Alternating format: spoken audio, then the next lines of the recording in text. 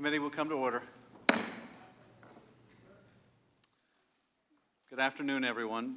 This is the sixth in a series of public hearings the committee will be holding as part of the House of Representatives impeachment inquiry. Without objection, the chair is authorized to declare a recess of the committee at any time. There is a quorum present. We will proceed today in the same fashion as our other hearings. I will make an opening statement, then the ranking member, Mr. Nunes, will have an opportunity to make a statement. Then we will turn to our witnesses for their opening statements if they should choose to make one. For audience members, we welcome you and respect your interest in being here. In turn, we ask for your respect as we proceed with this hearing. As chairman, I'll make any necessary or take any necessary appropriate steps to maintain order and ensure that the committee is run in accordance with House rules and House Resolution 660. With that, I now recognize myself to give an opening statement in the impeachment inquiry into Donald J. Trump, the 45th President of the United States. This afternoon, the American people will hear from two witnesses who are both veteran national security professionals, one at the Department of State and the other at the Defense Department. David Hale is the Undersecretary of State for Political Affairs, the third most senior official in the department and the most senior Foreign Service officer. Laura Cooper serves as Deputy Assistant Secretary of Defense for Russia, Ukraine, Eurasia, and is responsible for a broad range of countries in the former Soviet Union and the Balkans. Between them, they have several decades of national security experience serving both Republican and Democratic presidents. And as we have heard from other dedicated public servants like former Ambassador to Ukraine Marie Yovanovitch, former Deputy Assistant Secretary of State George Kent, Ambassador Bill Taylor, Lieutenant Colonel Alexander Vindman, and Jennifer Williams, their only priority has been the security of the United States. Undersecretary Hale was witness to the smear campaign against the Ambassador to Ukraine Marie Yovanovitch and the efforts by some in the State Department to help her. In late March, Yovanovitch reached out to Hale for assistance, telling him in an email that the tempo of social media and other criticisms of her were such that she felt she could no longer function unless there was a strong statement of defense of her from the State Department. Hale pushed to get the State Department to put out a robust, full-page statement of defense and praise for Ambassador Yovanovitch, sadly to no avail. That silence continues to today. In late April, we heard in riveting testimony last Friday from Ambassador Yovanovitch. She was recalled to Washington and informed that she had lost the confidence of the President. The Secretary of State did not meet with her. His subordinates dealt with her instead. With the departure of Yovanovitch, Hale watched as three new players moved in to assume a prominent role in Trump's Ukraine policy.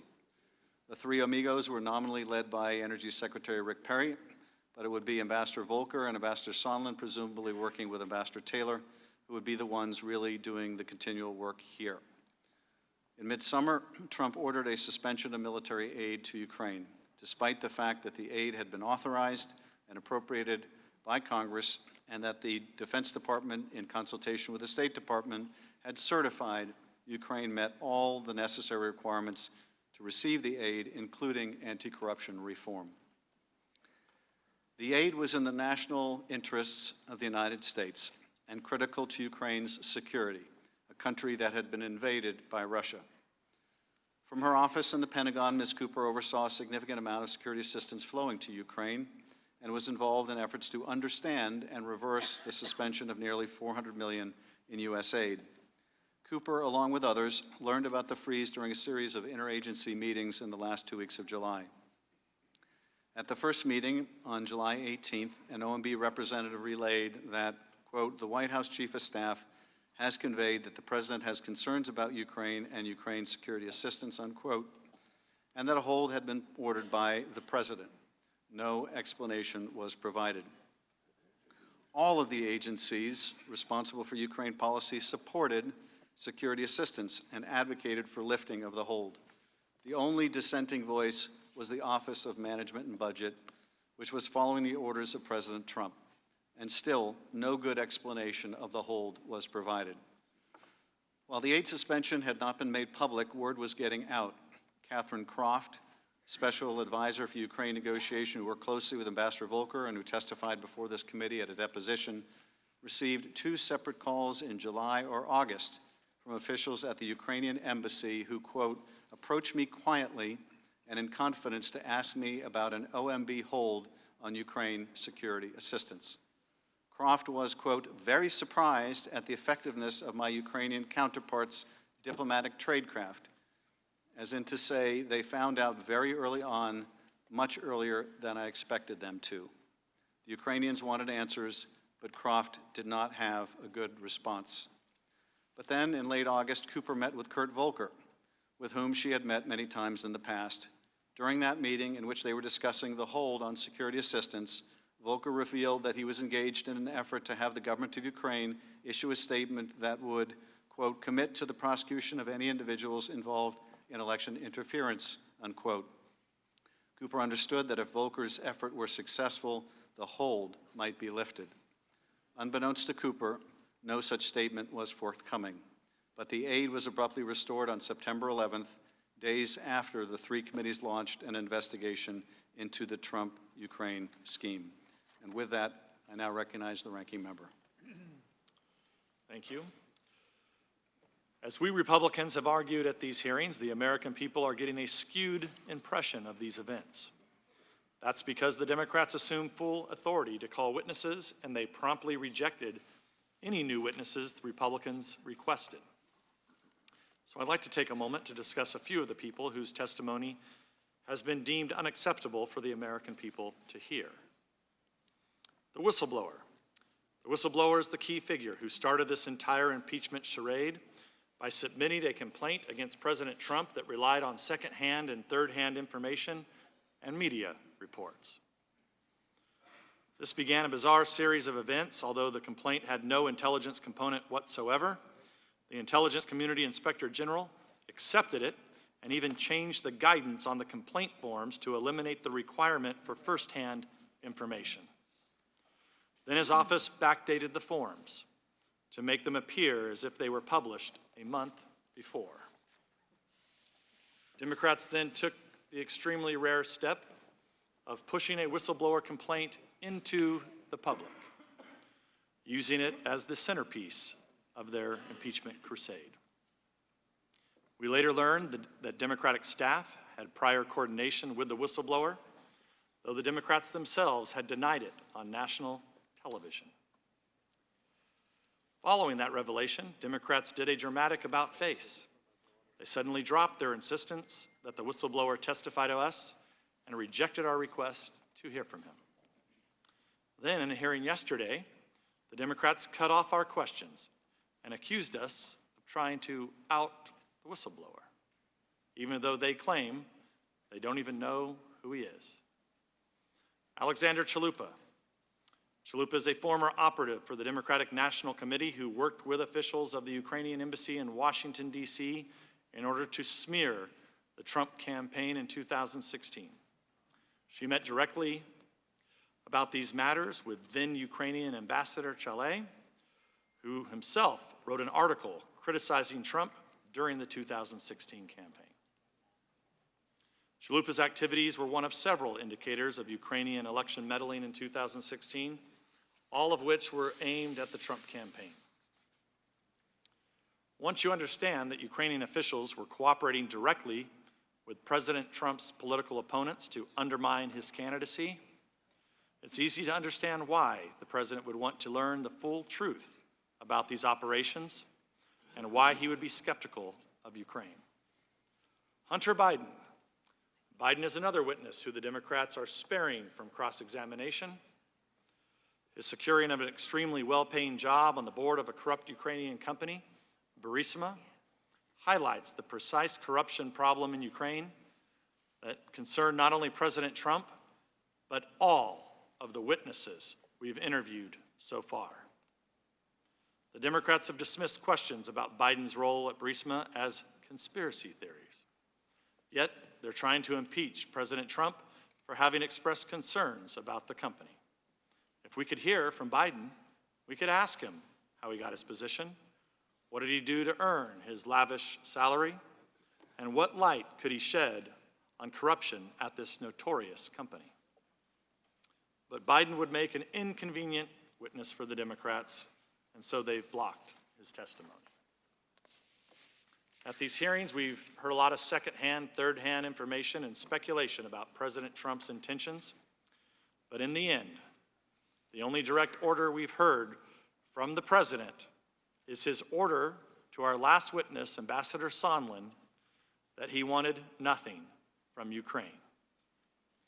That is consistent with the testimony provided by Senator Johnson, who said that President Trump angrily denied accounts that a quid pro quo existed.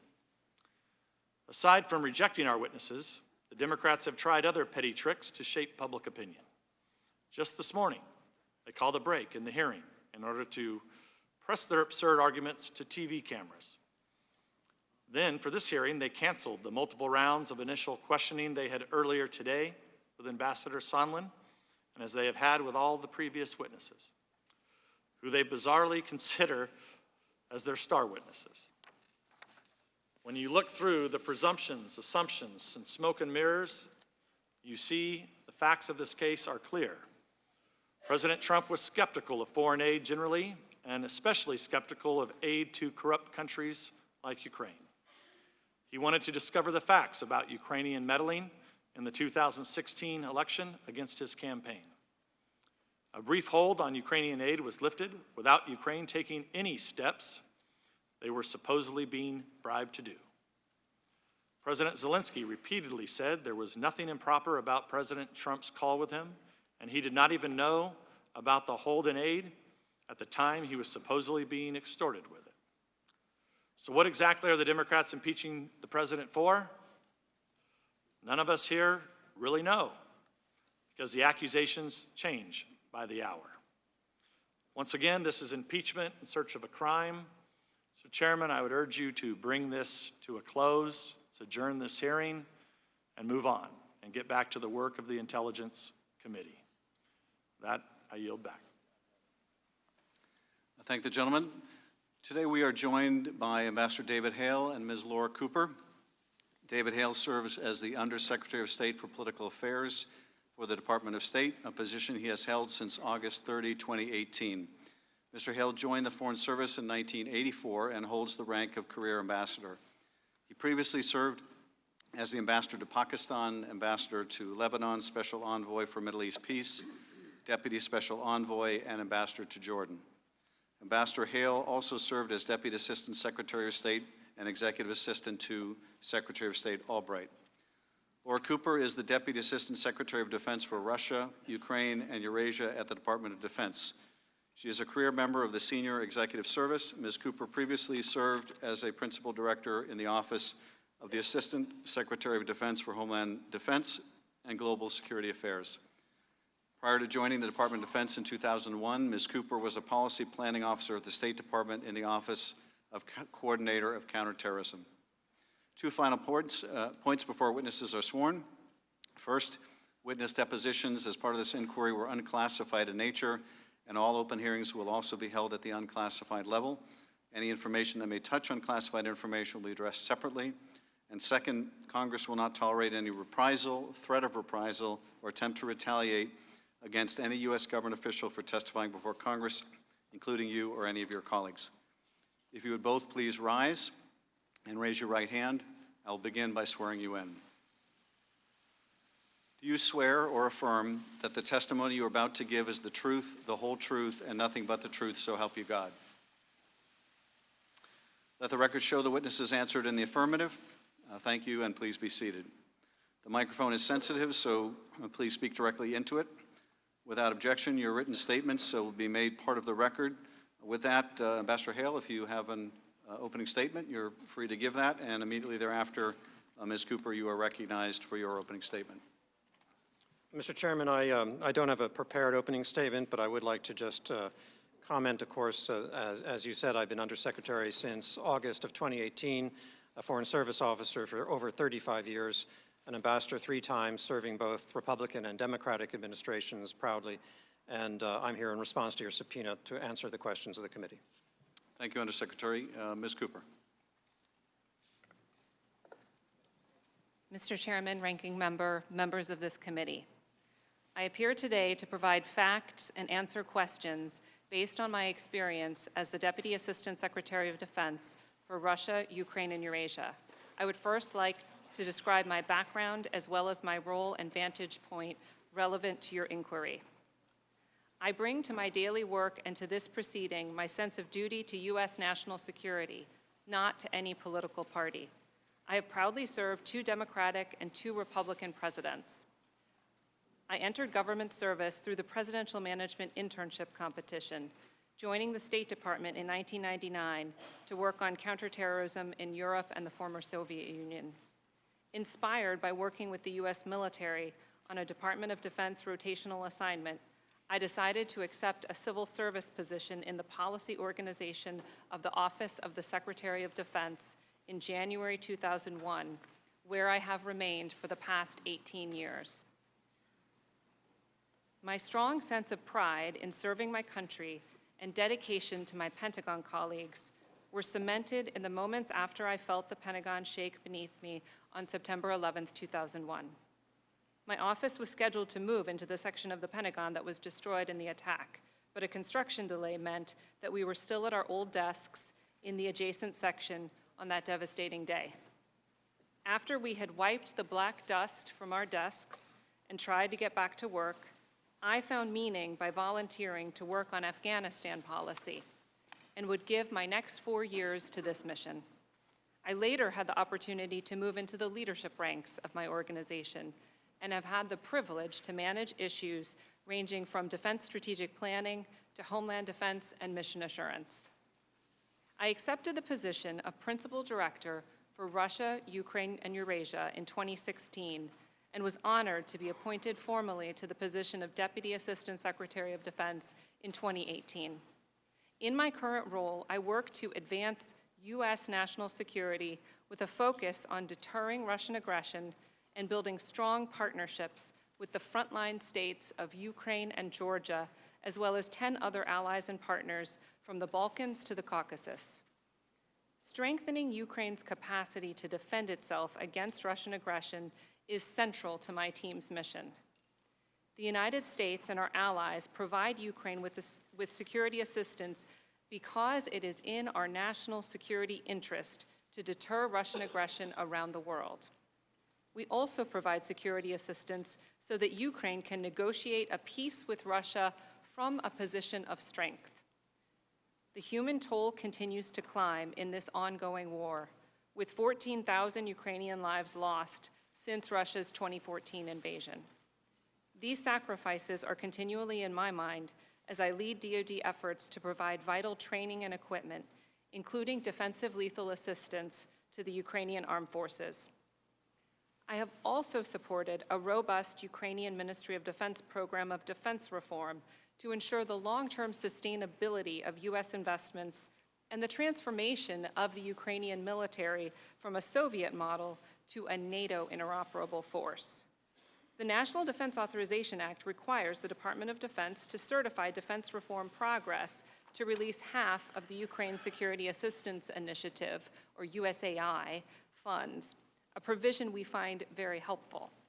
Based on recommendations from me and other key DoD advisors, the Department of Defense, in coordination with the Department of State, certified in May 2019 that Ukraine had, quote, taken substantial actions to make defense institutional reforms for the purposes of decreasing corruption, increasing accountability, and sustaining improvements of combat capability, unquote, meriting obligation of the entire $250 million in USAI funds.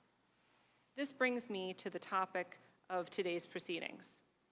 I would like to recap my recollection of the timeline in which these events played out. I testified about all of this at length in my deposition.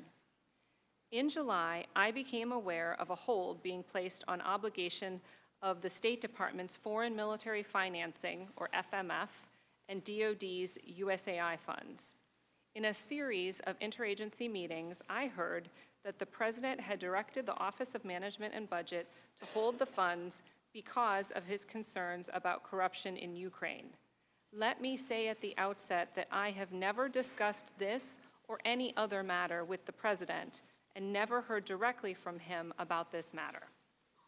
At a senior level meeting I attended on July 26th, chaired by National Security Council leadership, as at all other interagency meetings on this topic of which I was aware, the national security community expressed unanimous support for resuming the funding as in the U.S. national security interest. At the July 26th meeting, there was also a discussion of how Ukrainian anti-corruption efforts were making progress. DoD reiterated what we had said in our earlier certification to Congress, stating that sufficient progress in defense reform, including anti-corruption, had occurred to justify the USAI spending. I and others at the interagency meetings felt that the matter was particularly urgent because it takes time to obligate that amount of money, and my understanding was that the money was legally required to be obligated by September 30th, the end of the fiscal year. In the ensuing weeks until the hold was released on September 11th, I pursued 3 tracks. First, starting on July 31st at an interagency meeting, I made clear to the interagency leadership my understanding that once DoD reaches the point at which it does not have sufficient time to obligate all the funding by the end of the fiscal year, there were only 2 ways to discontinue obligation of USAI: a president-directed rescission or a DoD-directed reprogramming action, either of which would need to be notified to Congress. I never heard that either was being pursued. Second, I was in communication with the DoD Security Assistance implementing community to try to understand exactly when they would reach the point at which they would be unable to obligate all the funds by the end of the fiscal year. I received a series of updates, and in a September 5th update, I and other senior Defense Department leaders were informed that over $100 million could not be obligated by September 30th.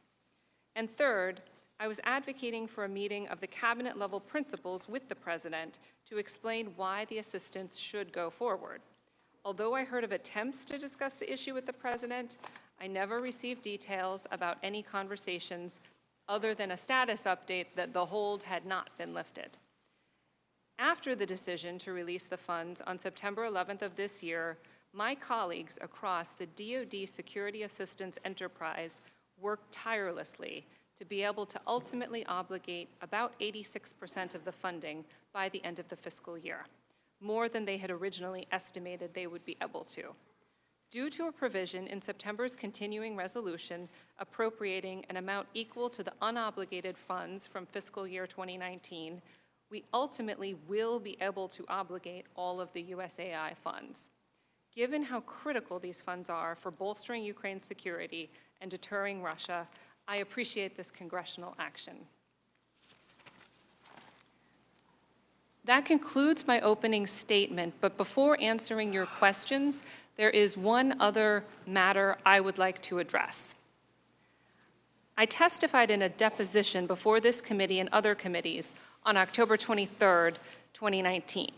At that time, I was asked questions about what I knew about when the Ukrainian government may have learned about any hold on security assistance funds. I answered those questions based on my knowledge at that time. Since my deposition, I have again reviewed my calendar, and the only meeting where I recall a Ukrainian official raising the issue with me is on September 5th at the Ukrainian Independence Day celebration. I have, however, since learned some additional information about this subject from my staff. Prior to my deposition testimony, I avoided discussing my testimony with members of my staff or anyone other than my attorney to ensure that my deposition testimony was based only on my personal knowledge. My deposition testimony was publicly released on November 11th, 2019. Members of my staff read the testimony and have come to me since then and provided additional information. Specifically, on the issue of Ukraine's knowledge of the hold or of Ukraine asking questions about possible issues with the flow of assistance, my staff showed me 2 unclassified emails that they received from the State Department. One was received on July 25th at 2:31 p.m. That email said that the Ukrainian Embassy and House Foreign Affairs Committee are asking about security assistance. The second email was received on July 25th at 4:25 p.m. That email said that the Hill knows about the FMF situation to an extent, and so does the Ukrainian Embassy. I did not receive either of these emails, My staff does not recall informing me about them, and I do not recall being made aware of their content at the time. I do not have any additional information about precisely what the Ukrainians may have said, what may have been their source of information about a hold or any possible issues with the flow of assistance, or what the State Department officials may have told them. My staff also advised me in the last few days of the following additional facts that may be relevant to this inquiry. Again, my staff does not recall informing me about them, and I do not recall being made aware of this. On July 3rd at 4:23 p.m., they received an email from the State Department stating that they had heard that the CN is currently being blocked by OMB. This apparently refers to the congressional notification state would send for Ukraine FMF. I have no further information on this. On July 25th, a member of my staff got a question from a Ukraine embassy contact asking what was going on with Ukraine security assistance. Because at that time, we did not know what the guidance was on USAI. The OMB notice of apportionment arrived that day, but this staff member did not find out about it until later. I was informed that the staff member told the Ukrainian official that we were moving forward on USAI, but recommended that the Ukraine embassy check in with state regarding the FMF. Sometime during the week of August 6 to 10, a Ukraine embassy officer told a member of my staff that a Ukrainian official might raise concerns about security assistance in an upcoming meeting. My understanding is that the issue was not, in fact, raised. Again, I have no further information about what concerns about the security assistance Ukraine may have had at that time. My staff also recall thinking that Ukrainians were aware of the hold on security assistance during August, but they cannot pinpoint any specific conversations where it came up. My staff told me they are aware of additional meetings where they saw officials from the Ukrainian embassy in August, and they believe that the question of the hold came up at some point. But they told me they did not find any corresponding email or other records of those meetings. Consequently, neither they nor I know precisely when or what additional discussions may have occurred with the Ukrainians in the month of August. If I had more details on these matters, I would offer them to the committee, but this is the extent of additional information I have received since my deposition. Mr. Chairman, I welcome your questions. I will answer them to the best of my ability. Thank you. Thank you for your testimony. For this hearing, we will forego the first round of questions by committee counsel and immediately proceed to member questions under the 5-minute rule. I do want to respond to the comments of my ranking member, however, that I think suggested that this was a surprise to the minority. We informed the minority last night after our hearing that we would, because of the nature of the testimony today, we did not believe that a staff member round was necessary. And the message we got back from the minority was, okay, got it, thanks for the heads up. So the minority was on notice. It raised no objection about going directly to member rounds. I also want to point out that the minority has represented that we have not called any minority witnesses. That is not accurate. Mr. Hale appears tonight as a minority witness. I know that's not how you characterize yourself, Mr. Hale, but your testimony was requested by the minority. Likewise, two of the witnesses yesterday, Ambassador Volker, as well as Mr. Morrison, were both minority requested witnesses. Now, Ambassador Volker testified that he didn't believe any of the allegations against Joe Biden, and in retrospect that he should have understood that an investigation into Burisma was really an investigation into Biden, which he acknowledged would be inappropriate. And Mr. Morrison gave testimony as to conversations that he had with Ambassador Sondland about the conversations that he had relayed to the Ukrainians about the hold on security assistance being a result of the failure to secure the investigation. So I can understand why the minority does not want to now characterize them as minority requested witnesses, but nonetheless, they were minority requested witnesses. I now recognize myself for 5 minutes, and I want to begin by asking you, Ms. Cooper, about what you just informed us of to make sure that I understand the import of what you're saying. As early as July 25th, the same day President Trump spoke with President Zelensky on the phone and asked for this favor. The same day that President Zelensky thanked the United States for its military support and signaled it was ready to purchase more javelins. On that date, you got inquiries, your staff got inquiries from someone at the Ukrainian embassy who was concerned about the status of the military assistance. Is that correct? Sir, that's correct. I would say that specifically the Ukrainian embassy staff asked what is going on with Ukrainian security assistance. And did that connote to you that they were concerned that something was in fact going on with it? Yes, sir. And you received, I guess your staff received more than one inquiry on that date. What was the nature of the other inquiry on July 25th? Sir, that was the one inquiry to my staff, but the other points that I had raised were emails reflecting outreach to the State Department. So the Ukrainian embassy was also contacting the State Department to find out about its portion of military assistance? Yes, sir. And was that similarly a concern about what's going on with our military aid? It was similarly a question about what's going on with security assistance. And your staff or one of the other department staff also heard in August additional inquiries from the Ukrainian embassy about a potential holdup in the military assistance? Sir, I want to be careful about how I phrase this. My staff recall having had meetings with Ukrainian embassy representatives during the month of August, and they believe that the topic came up at some point during those meetings, but they don't recall the precise date or specifically what the nature of the discussion was. But your staff at least gleaned from those conversations that the Ukrainian embassy was aware that there was some kind of a hold on the assistance. So the way I would phrase it is that there was some kind of an issue, yes. You are now, Ms. Cooper, the third witness before our committee who has testified that the Ukrainians found out about a problem or a hold on the security assistance prior to it becoming public, but you're the first to indicate that that may go back as early as the date of the President's call with President Zelensky. Let me move to a related issue. In August, you testified at your deposition that you met with Kurt Volker, I believe it was on August 20th. The hold on security assistance was still in place.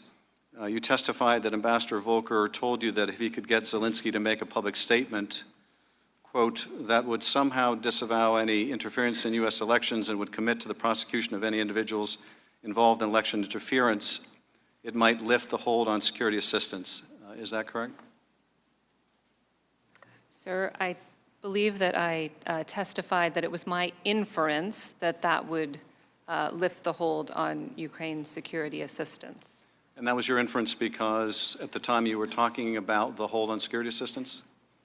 That's correct. The first part of our conversation was about the hold on security assistance. And it was during that portion of the conversation that he brought up the effort to get this public statement? It was during that conversation. I'm not sure I would say it's during that part of the conversation. What else did you discuss in the conversation? The only two topics that I recall are the urgency of lifting the hold on security assistance and then him relaying this separate diplomatic effort that I had previously been unaware of. So you didn't have any discussion about any White House meeting? Sir, I don't recall specifically talking about the White House meeting, but I've had many conversations about the desire for the White House meeting, so it's likely that that was a part of the conversation. But the two things you do recall are that you talked about the hold on security assistance and that he brought up this public statement that they wanted Zelensky to get that he thought might be useful. That is correct, sir. Mr. Nunes. Yield to Mr. Ratcliffe. Thank the gentleman for yielding. Ambassador Hale, Ms. Cooper, thank you both for being here.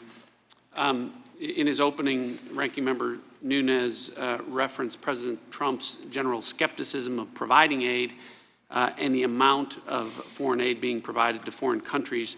Would you agree with that characterization, Ambassador Hale?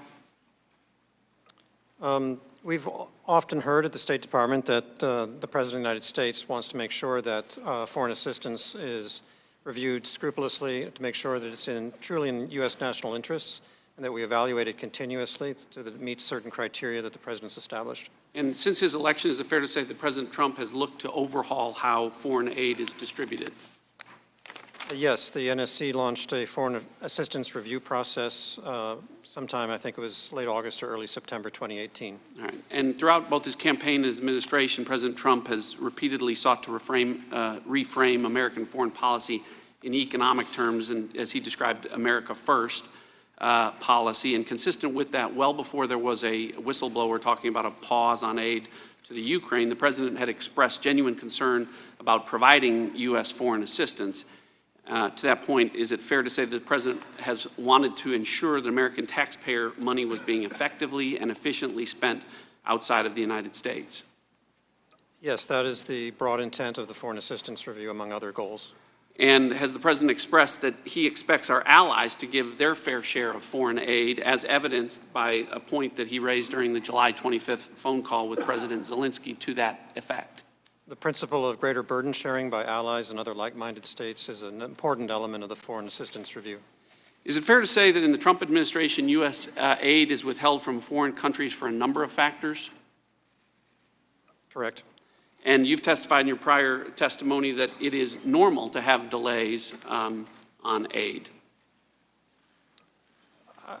I may have said it that way, but it is certainly an occurrence. It does occur. In the past year, Ukraine was not the only country to have aid withheld from it. Is that correct? Correct. In the past year, was aid withheld from Pakistan? Yes, sir. Why was aid withheld from Pakistan? Excuse me. Because of unhappiness over the policies and behavior of the Pakistani government toward certain proxy groups that were involved in conflicts with the United States. And in the past year, was aid also withheld from Honduras? Aid was withheld from the three states in northern Central America, yes. In the past year, was aid withheld from Lebanon? Yes, sir. And when aid was first withheld from Lebanon, were you given a reason why it was withheld? No. So having no explanation for why aid is being withheld is not uncommon. I would say it is not the normal way that we function. But does happen. It does happen. And is it true that when aid was being withheld from Lebanon, that was at the same time aid was being withheld from Ukraine? Correct, sir. And you've testified that the aid to Lebanon still hasn't been released. Is that right? That is correct. All right. But the aid to Ukraine was released on September 11th, correct? I read that, yes. All right. So it's fair to say that aid has been withheld from several countries across the globe for various reasons, and in some cases for reasons that are still unknown just in the past year. Correct, sir.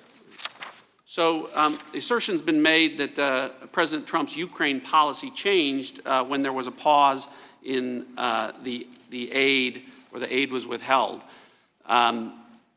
Is that an accurate statement? That was not the way I understood things to be happening at the time. We were not given an explanation. And in terms of our policy, in terms of aid to Ukraine, you've described it as very robust. Our aid to Ukraine? Yes. Yes. As evidenced by President Trump's policy decision to provide lethal defensive weapons, Javelin missiles. It was very robust, yes, sir.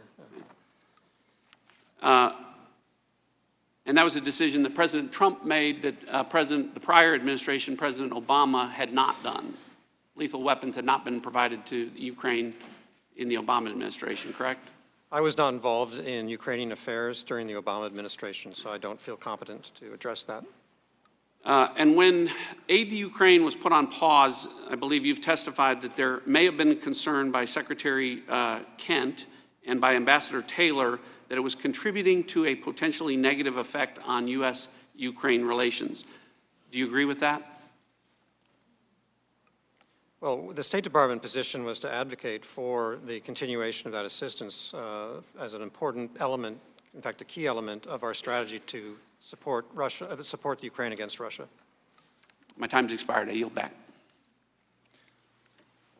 Mr. Himes. Thank you, Mr. Chairman. Thank you to our witnesses for testifying tonight. I'm delighted to follow Mr. Ratcliffe because he just perfectly summarized the defense that my Republican colleagues are mounting of this behavior. And the defense goes like this. The president is acting on some deep historical concern, apparently invisible concern, about corruption, and that because he's so concerned about corruption in Ukraine, he's holding up aid and being prudent and judicious. The first part of that is pretty easy to dispose of because President Trump wasn't worried about corruption in Ukraine.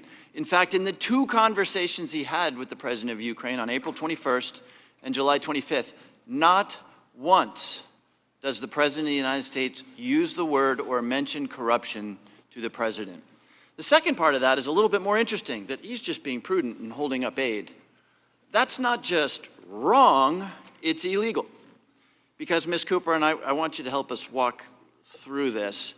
Since the Impoundment Control Act of 1974, the president has not had the authority to, on a whim or out of prudence, or as my Republicans say, because of a general skepticism of foreign aid, to stop foreign aid. Ms. Cooper, under our Constitution, it's the Congress, not the president, that controls the power of the purse, correct? Yes, sir. And the security assistance that was authorized to Ukraine was authorized and appropriated by the Congress, correct? Yes, sir. So Congress is also concerned about corruption. It wants to ensure that American foreign assistance is spent wisely and does not worsen corruption. And so when Congress authorized this money, it built in conditions, just as Mr. Ratcliffe suggested. By law, Ukraine wouldn't get all the money until it demonstrated that it had undertaken substantial anti-corruption reforms. Ms. Cooper, under the law, the Department of Defense works with the State Department and other agencies to establish anti-corruption benchmarks and determine whether Ukraine has sufficiently met those benchmarks, correct? That's correct. That provision pertains to the Ukraine Security Assistance Initiative. And that's a legally specified process. That's not the president in the Oval Office manifesting a general skepticism of foreign aid, right? That's a process. It is a congressionally mandated process, yes, sir. So did that process take place for the DoD funding that was held up in July? Sir, the process that took place for the certification took place prior to the May certification to the U.S. Congress. So, right. Not only did it take place before, as required by law, but months before President Trump froze the money, the Department of Defense, in consultation with state, sent a letter to Congress certifying, and you said this in your opening statement, the government of Ukraine has taken substantial actions to make defense institutional reforms for the purposes of decreasing corruption, increasing accountability, and sustaining improvements of combat capability enabled by U.S. assistance. So by the time President Trump froze the aid, the Department of Defense had spent weeks, if not months, determining that the Ukrainian government met every requirement in the law and made significant strides in combating corruption. Is that correct? That is correct. We made that determination in May. So this wasn't about corruption. The timeline proves it. And in fact, if there was any doubt about what was going on here, the chairman referred to your inference from the conversation with Ambassador Volker that if the Ukraine made a statement committing to the investigations, the aid would be lifted. You covered that with the chairman. And then, of course, we have the press conference of October 17th when Mick Mulvaney let the cat fully out of the bag. He revealed that President Trump talked to him about, and I quote Mick Mulvaney here, the corruption related to the DNC server, and admitted that, quote, that's why we held up the money. Any other explanation for the hold is a farce. Now, in my remaining 30 seconds, just so that people understand what I referred to, in the 1970s, Richard Nixon just arbitrarily decided, I don't know, it was because he had a general skepticism of foreign aid or what his motives were, but Richard Nixon decided to hold up congressionally mandated aid. And as a result, Congress went to work and passed the Impoundment Control Act of 1974, which prohibits the president from withholding congressionally appropriated funds without the approval of Congress for any reason. Is that correct, Ms. Cooper? Sir, I am not a lawyer, but that approximates my understanding of the provision of the impoundment control. Okay, I'll go with that approximates. Thank you very much, and I yield back the balance of my time. Mr. Conaway. Well, thank you, Mr. Chairman. As Paul Harvey said, this is the rest of the story, and my colleague failed to put the right emphasis on certain issues with respect to the certification. DOD certification was not corruption writ large throughout the entire country of Ukraine. It was narrowly focused on defense institutional reforms and combat capability. Isn't that correct, Ms. Cooper? That's correct, sir. First off, Ms. Cooper, thank you for being here this afternoon. I appreciate that. But my colleague seemed to leave that out as original. He read it when we read your statement, but he left off the corrective emphasis. So the certification in May didn't really speak to the broader concept of corruption throughout the rest of Ukraine that the president would be familiar with, or the rest of us would be familiar with. Sir, the May certification was specific to the defense sector, Thank you. defense industry, and it did reference the importance of civilian control of the military, which relates more broadly to Right, but I think all Parliament. of us would argue, or none of us, I think, would argue that that fixes corruption throughout the rest of the country. Ms. Cooper, maybe you could shed some light on the specific details. We talk about this, the security assistance program, $250 million. Some would argue that because the pause, that people died in August because of the pause. Can you help us understand exactly what obligated, and was there things that were about to be delivered to Ukraine? Was Ukraine out of ammunition? Were they out of javelins? Were they out of all this stuff? And that because of this pause, they didn't get certain lethal equipment that they needed in order to protect their folks during the month of August? Sir, we will deliver all of the equipment. I understand. I was trying to get a timeline. And Ms. Cooper. there was no shortfall in equipment deliveries that were expected within that time frame. Obligate means that you're putting the funding on contract. Okay, and that's And contracts. you're starting the process. Yeah, those contracts will be fulfilled fourth quarter perhaps, or whatever it So, was. Sir, I have to say I'm a policy official. I am not a contracting expert. But my understanding is that we will be able to make up for lost time in the Sure. contracting process. Fantastic. You go through 3 or 4 steps that you went to because you disagreed with the hold being placed on the assistance, and I certainly agree with that. But did you get any kind of criticism from the folks that you deal with because you were going against the OMB's direction to put a hold on that? Did you get criticized at all for that? Absolutely not. My entire chain of command was supportive of advocating for removing the hold on the funds. And you weren't restricted on full-throated advocating on behalf of getting this hold lifted, were you? No, sir, I face no restrictions. Okay. Well, thank you for that. I thought you might be more in touch with the actual specifics of the accounting process, and so I'll defer any further questions. And again, thank you for being here tonight. I yield back. Ms. Sewell. Thank you, Mr. Chairman. Ambassador Hale, when did you actually find out about the hold on the Ukraine assistant? Was it July 21st? Yes, in the deposition that I did, the closed hearing, I misspoke. I was confused, and I confused June 21st, which was when State first sent the CN up to this congressional notification to OMB for clearance. It was only after about July 18, and I think the 21st is when I heard that there was a potential hold. Thank you for that clarification. Now, did you attend the July 26 deputies meeting, deputies committee meeting that occurred? Yes, I did. Was it also your understanding that the president directed the hold?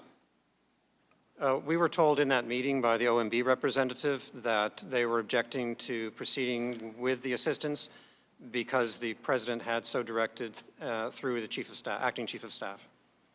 What was the State Department's position regarding the hold? State Department advocated, as I did in that meeting, for proceeding with all of the assistance consistent with our policies and interests in Ukraine. You believed what you said? You believed in the release of the hold? Yes, I did. Did anyone at the interagency meeting at the end of July support the hold?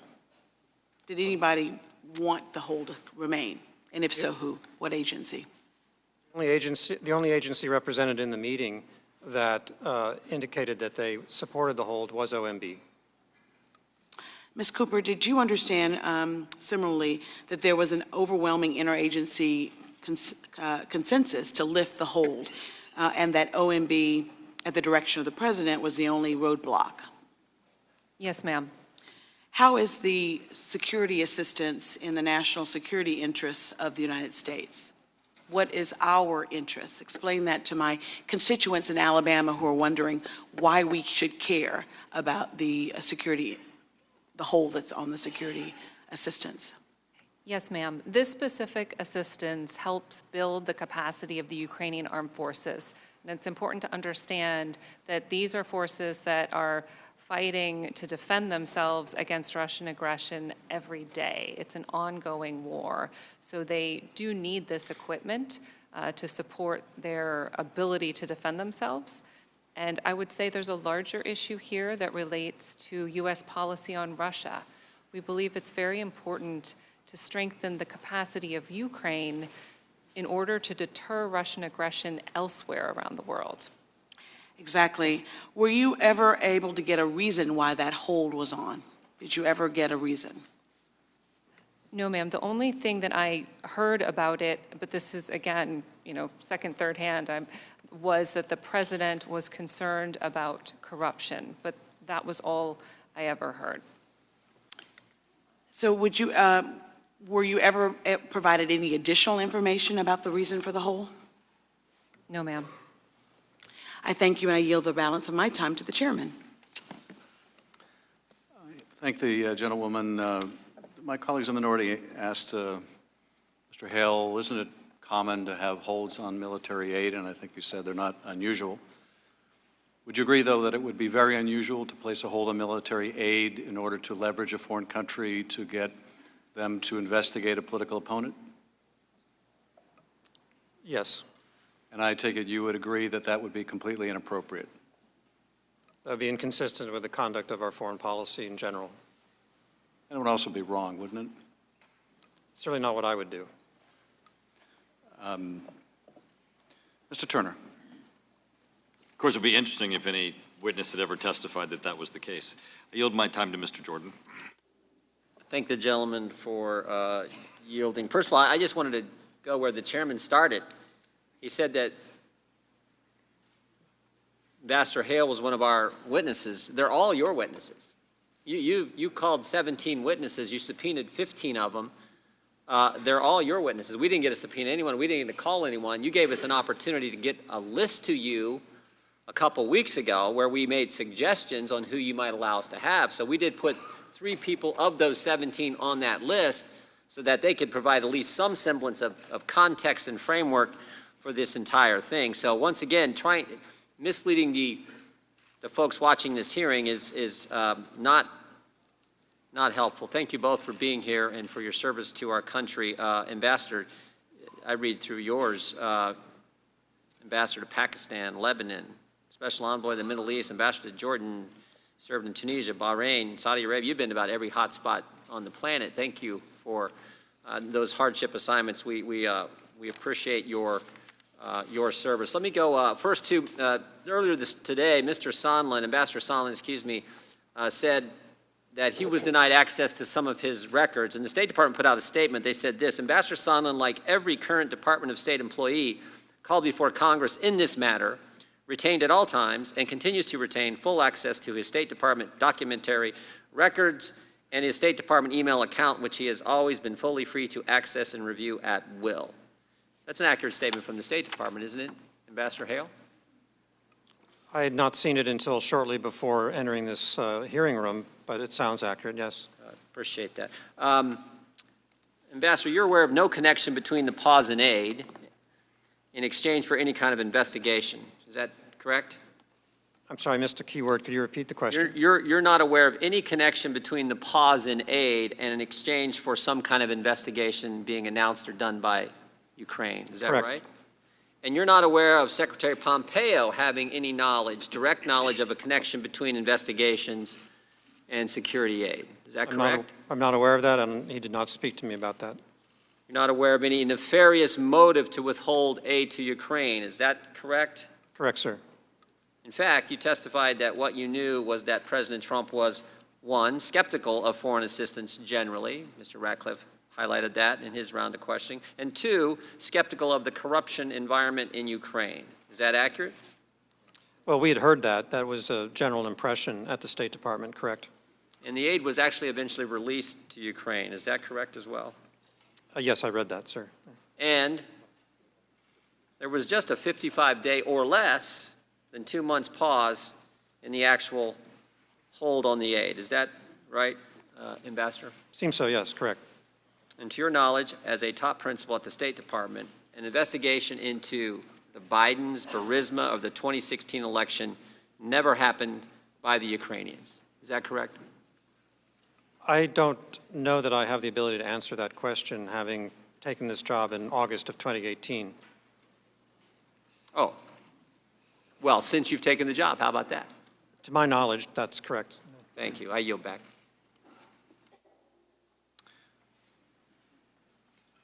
Mr. Carson. Thank you, Chairman. Mr. Cooper, Ukraine is the first line of defense against Russia's aggression and expansion into Europe. Numerous witnesses testify that Ukraine is in fact vulnerable to Russian influence and control. At your deposition, sir, you testified that providing security assistance is, quote, vital to helping the Ukrainians be able to defend themselves, end quote. What do you mean by that, sir? That we have a longstanding policy of helping Ukraine become a resilient state in order to be able to defend itself. We want a reliable and resilient and self-reliant security and economic partner in Ukraine that can stand up to Russian intimidation and aggression. You testified at the time of Russia's 2014 attack that the Ukrainian armed forces were, quote, significantly less capable than it is today, end quote. Would you say, sir, that Ukrainian forces were outmatched by Russia's military in important ways? I did not so testify. I think I'm Ambassador Hale, and of course, Ms. Cooper may wish to Madam Cooper, respond. would you like to comment? I'm sorry, I do believe that was my deposition, but could you just repeat the question briefly? So during the time of Russia's 2014 attack, the Ukrainian armed forces were, quote, significantly less capable than it is today. Would you say that the Ukrainian forces were outmatched by Russia's military in critical ways? Absolutely. Are the Ukrainian forces now completely self-sufficient in your mind, essentially in their ability to deter Russian aggression? No, sir, they have a long way to go. Would you say that the Ukrainian armed forces are now completely self-sufficient, or how much of an impact does the U.S. need to have in terms of that deterrence, and how critical is the relationship between both Ukraine and the U.S.?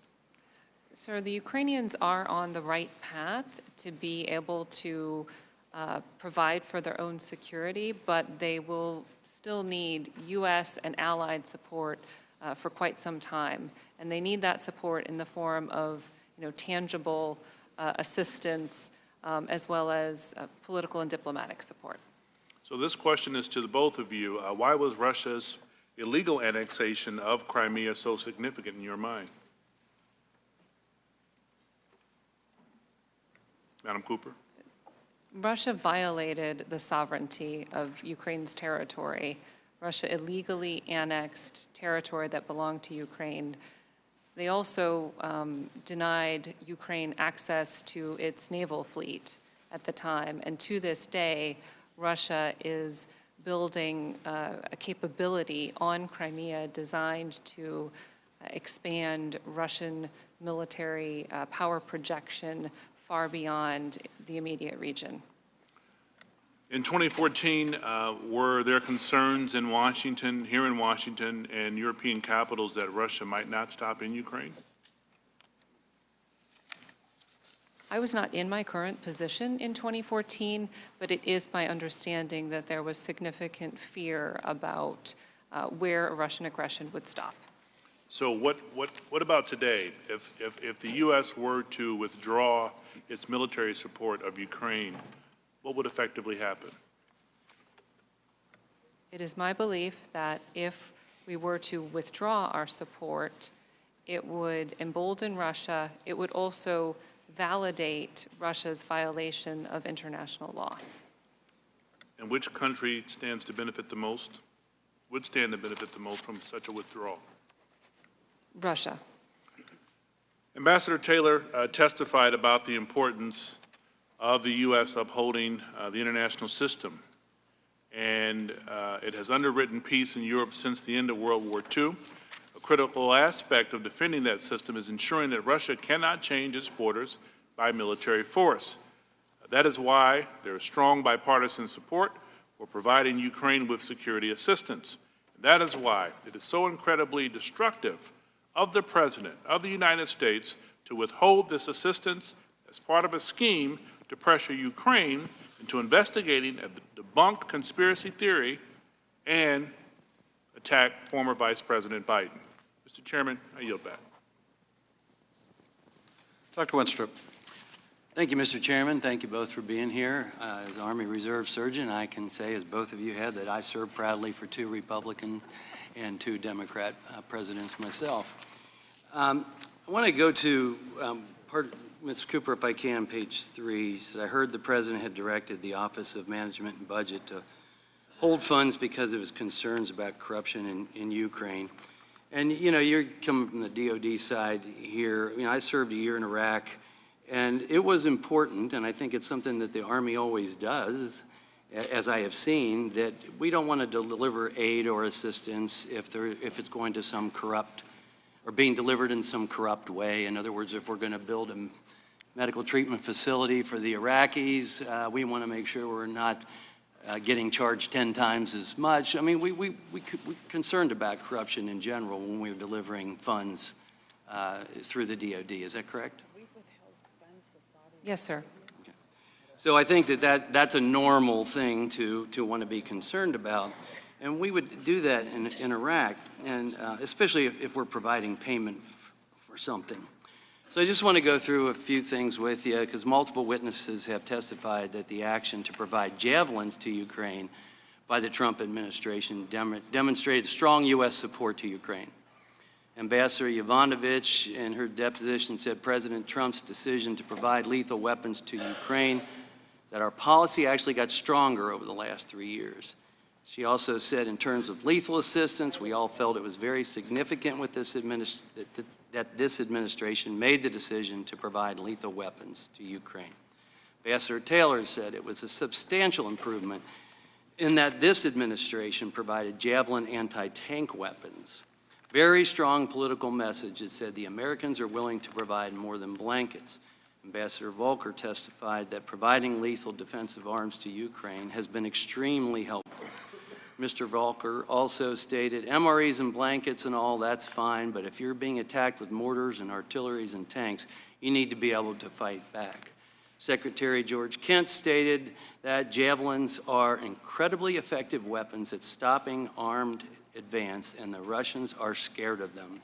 Special Advisor Catherine Croft stated, the javelins help Ukraine defend themselves. A decision to provide javelins, we believe, is counter to Russian interest.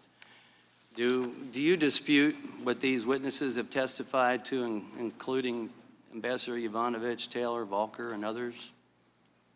Sir, I absolutely agree that the Javelin system is an important capability and that this was a very important decision to support Ukraine with this capability. Thank you. And you already testified that you were personally proud of the Trump administration's decision to arm Ukraine with javelins, correct? That is correct, sir. So one of the things on page 3 tonight, you were talking about a meeting July 26th, and after that you said, I was aware the national security community expressed unanimous support for resuming the funding as in the U.S. national security interests. That's correct? You said that tonight? That's correct, sir. So I guess I take a little question with resuming, because we don't want to resume as is. Would that be correct? Because as is would not include javelins. Sir, I'm not sure I'm following. Well, what I was going to say, in the previous administration, javelins were not provided, even though they could have been. President Obama stopped the javelins. He could have delivered javelins, let's put it that way. Sir, I think I should clarify what I meant by that statement. Resuming was just referring to the fact that OMB had placed a hold on the assistance, so we weren't spending. Okay. And I wanted to resume the spending. Okay, So well- that we could maintain this policy, maintain the strength. Maintain the policy, but I guess what I'm asking, there is a difference, and I think Undersecretary Hale, you might, I thought I saw you nodding, the difference being that as it's resumed, in this case, now it included javelins, which the Obama administration denied. Is that correct? It is true that the Trump administration approved the release of defensive lethal assistance to include Javelin, whereas the previous administration did not support that policy. Mr. Hale, do you have a comment on that? That seems correct. I defer to Ms. Cooper as the expert. Okay. Well, I think we can conclude that more than blankets and MREs has been helping the Ukrainians, and the lethal defensive weapons are something the Trump administration has approved, and it's a benefit to all of us. Thank you. Ms. Spear. Thank you, Mr. Chairman. Thank you both for being here this evening. You know, there's this mystery surrounding the hold on the aid in July, it appears. But back in May, Ms. Cooper, I believe you said that there was aid that was conditioned, but you certified in May that the conditions had been met. And they included progress on command and control reform, commitment to pursue defense industry reform, and pass laws to enable government-to-government procurement. Is that correct? Yes, ma'am, that's correct. So then when you find out in July that they're concerned about corruption, you're scratching your head, right? So, Yes, ma'am, we did not figuratively. understand. And do you know of any effort that was undertaken then to assess the corruption in Ukraine in June, July, August? Ma'am, as I believe I said in my deposition, the only specific discussions that I am aware of related to that series of interagency meetings, the sub-PCC, as we called it, the PCC, Policy Coordination Committee, and the Deputy Small Group. And in those meetings, participants did discuss the degree to which corruption was a concern and the degree to which there was progress. And my recollection of what the participants said in these meetings was that there was a very positive sense that progress was being made. So you have these meetings, progress is being made, nothing really changes from May until September that would then trigger the release of the money, except a whistleblower came forward. Ma'am, I do not know what triggered the release of the funding. All right. The fact that there was reference made to money being withheld for other countries was made by some of our colleagues. But in those situations, in countries like Pakistan, Lebanon, they're multi-year funding streams, correct? Ma'am, those accounts fall outside of my purview, so I cannot answer that question. Okay. Well, I've been told that that is indeed the case, so that there's not the immediate angst or hit financially that would potentially accrue. But the difference, as I see it, in Ukraine as compared to these other countries is that Ukraine is engaged in a hot war with Russia right now. And it seems that withholding that money was irresponsible, considering that they had made all of this, taken steps to meet all the conditions that we had requested of them, and Congress had appropriated the funds. Is that not the case? Ma'am, I and my DoD colleagues advocated strenuously for the release of these funds because of their national security importance. So basically, the entire interests of the Department of Defense and State Department were consistently supportive of releasing these funds. Everyone was mystified as to why the funds had been withheld, and everyone's running around trying to get an answer, and you're getting kind of obtuse responses saying it was the president because of corruption. Now, what we see is that President Zelensky gets elected in April. The expectation is that Vice President Pence is going to attend the inauguration in September, and then the president pulls the carpet out from under him in terms of him going. And then he proceeds in June or July to withhold the funds. There is a concerted effort by the President of the United States to act in a manner that is not consistent with our interest in wanting to protect Ukraine and help them deal with the Russian aggression at its border. Would you agree with that? Ma'am, I have, advocated for this security assistance, and I have advocated for high-level engagement with the government of Ukraine because I think both are in the national security interest. That I yield back. Mr. Stewart. Thank you, Chairman. Undersecretary, Assistant Secretary, thank you both for being here. You're both recognized as experts, dedicated public servants, and I got to tell you, being the President of the United States is perhaps the most complicated endeavor in the history of the world. No one could do it without people like you to provide that backbone that you do, and thank you for doing that.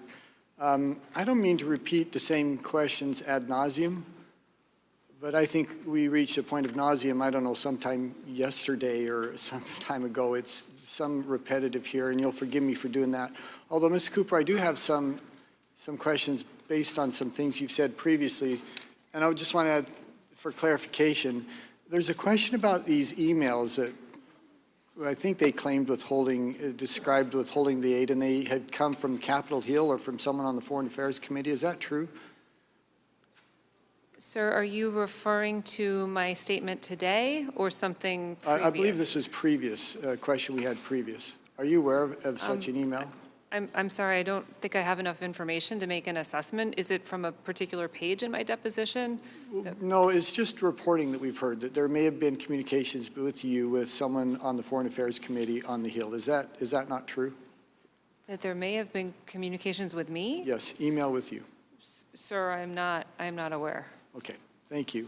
And for clarification as well, someone may have asked you or queried you from the Ukrainian embassy about the withholding of aid. Is that true? Did you hear from them? Sir, I testified earlier that the communication from the Ukrainian embassy was to my staff, and my staff mentioned this to me after my deposition. The only specific communication that I recollect with the Ukrainians about this specific issue was on, I believe it was September 5th, at a reception at the Ukrainian embassy. And just to bore down on that just a little bit, was that just a query generally about the forthcoming aid, or was it specific regarding them being aware that the aid was being withheld?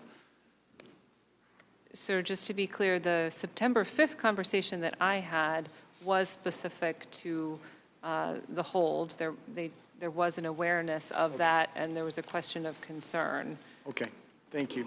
You know, Ms. Cooper, well, to both of you, Undersecretary Hale as well, at the end of the day, it really does, and I've done this before, it really does come down to this. The transcript I'm holding up is a transcript of the phone call between President Zelensky and President Trump that I would hope every American would take the opportunity to read. It's only a few pages long. And much more information beyond that is maybe helpful to inform, but it really comes down to those conversations, those few sentences. But Mr. Hale, going quickly through a series of questions, and I have your answers here, so this won't take long, and you've answered them generally anyway. You agree the United States should evaluate whether a country is worthy of our aid. Is that fair to say? Yes, sir. And you understand as well that President Trump has been skeptical generally of foreign aid and some of the money that we've given. Is that fair as well? I think so. And I think that's been fairly consistent. He's done that since before he was elected, I think. Others in the process have testified that Ukraine has a long history of corruption. That's not going to surprise any one of us. We've talked about that about 1,000 times. Do you think it was right that President Trump would test, is a word I think used previously, that he would test President Zelensky prior to providing some of the security assistance? President Zelensky was new. Yes. I had met him in February. I was impressed by him, but I think it was understandable for the administration, as a new president in Ukraine was coming to office, to understand better what that president's policies would be and attitude toward the United States. And see, Undersecretary, I think that's key because we've had it referred to while the DOD had completed their review about the same time. But this was a person who was elected and we knew nothing about him. He didn't have a history of governance in Ukraine. He came really a little bit like President Trump himself. He did not come from a public background that we would have much information on him. And it seems prudent, to, as you said, to kind of test him and to see if he was serious about Ukraine. And at some point, I'm going to conclude, I believe it was about Labor Day, the Secretary was able to engage the President on the security assistance. About the same time, by the way, that you had some others, Secretary, Vice President Pence and and Bolton as well as a burden sharing review was completed, and shortly thereafter the aid was released. Is that your understanding? I was never informed as to why the assistance was released. I did read about it. Okay, well, those events did happen, and it seemed like they were the reason the aid was released, but thank you both, and I yield back. Mr. Quigley. Thank you. Thank you both for being here, and thank you for your service. You've both been asked about the importance of this military assistance as it affects Ukrainian sovereignty and its importance because of potential greater ambitions by the Russians. Let me try to put it in context, and please get your reaction from both of you, from someone who had been there before, a renowned international policy expert on such things, Zbigniew Brzezinski. His quote seems to strike home today. He wrote, "Russia can either be an empire or a democracy, but it cannot be both. Without Ukraine, Russia ceases to be an empire, but with Ukraine subordinated and then subordinated, Russia automatically becomes an empire." Your thoughts of how this puts this into context today, please? Sir, I think that is a very powerful and accurate quote. I would agree. Ms. Cooper, you talked about emails that were drawn to your attention, they were sent to your staff, is that correct? The emails that I discussed this evening were emails sent to my staff. That is correct. Okay.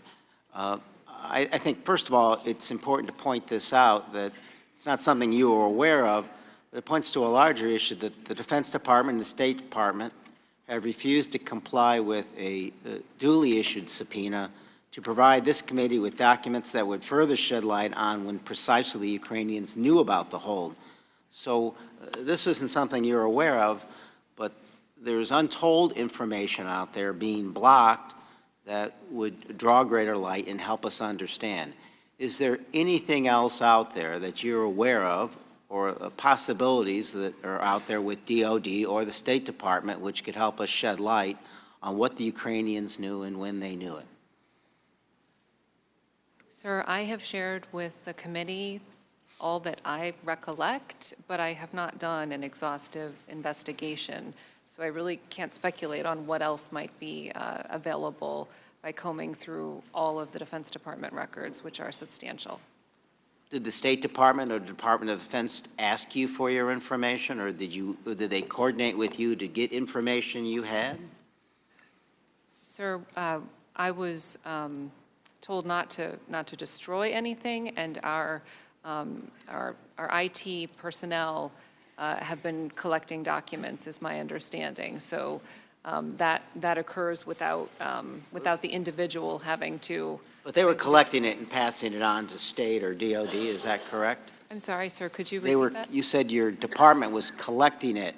Well, they weren't passing that on to you, they were passing it on to the State Department? Sir, or the Department of Defense? This is what they reported to me. I have not seen the documents that have been collected. I only know those documents that I have produced or that my staff has brought to my attention or that I have received. So, no, I do not know what has happened with the documents that have been collected. Same general question to you, sir. I requested and was granted access to documents that I either originated or that had been sent to me that were relevant to the pertinent matters of this investigation during a finite time period. I don't have really information about what else is going on in terms of other documents that I did not produce or that I did not receive. I do know there was a move to gather them, and I understood generally, indirectly, and informally that they have been gathered. That's the extent of my knowledge. Is not my area of responsibility. Yes, but did they pass them on to you, or did they pass them on to the administration and somehow? The only documents I received, sir, were those within the parameters I described. What I requested, which was those and given, were the documents that either I produced or that were sent to me relevant to the matters we're discussing today. Thank you. I yield back to the chairman. Ms. Stefanik.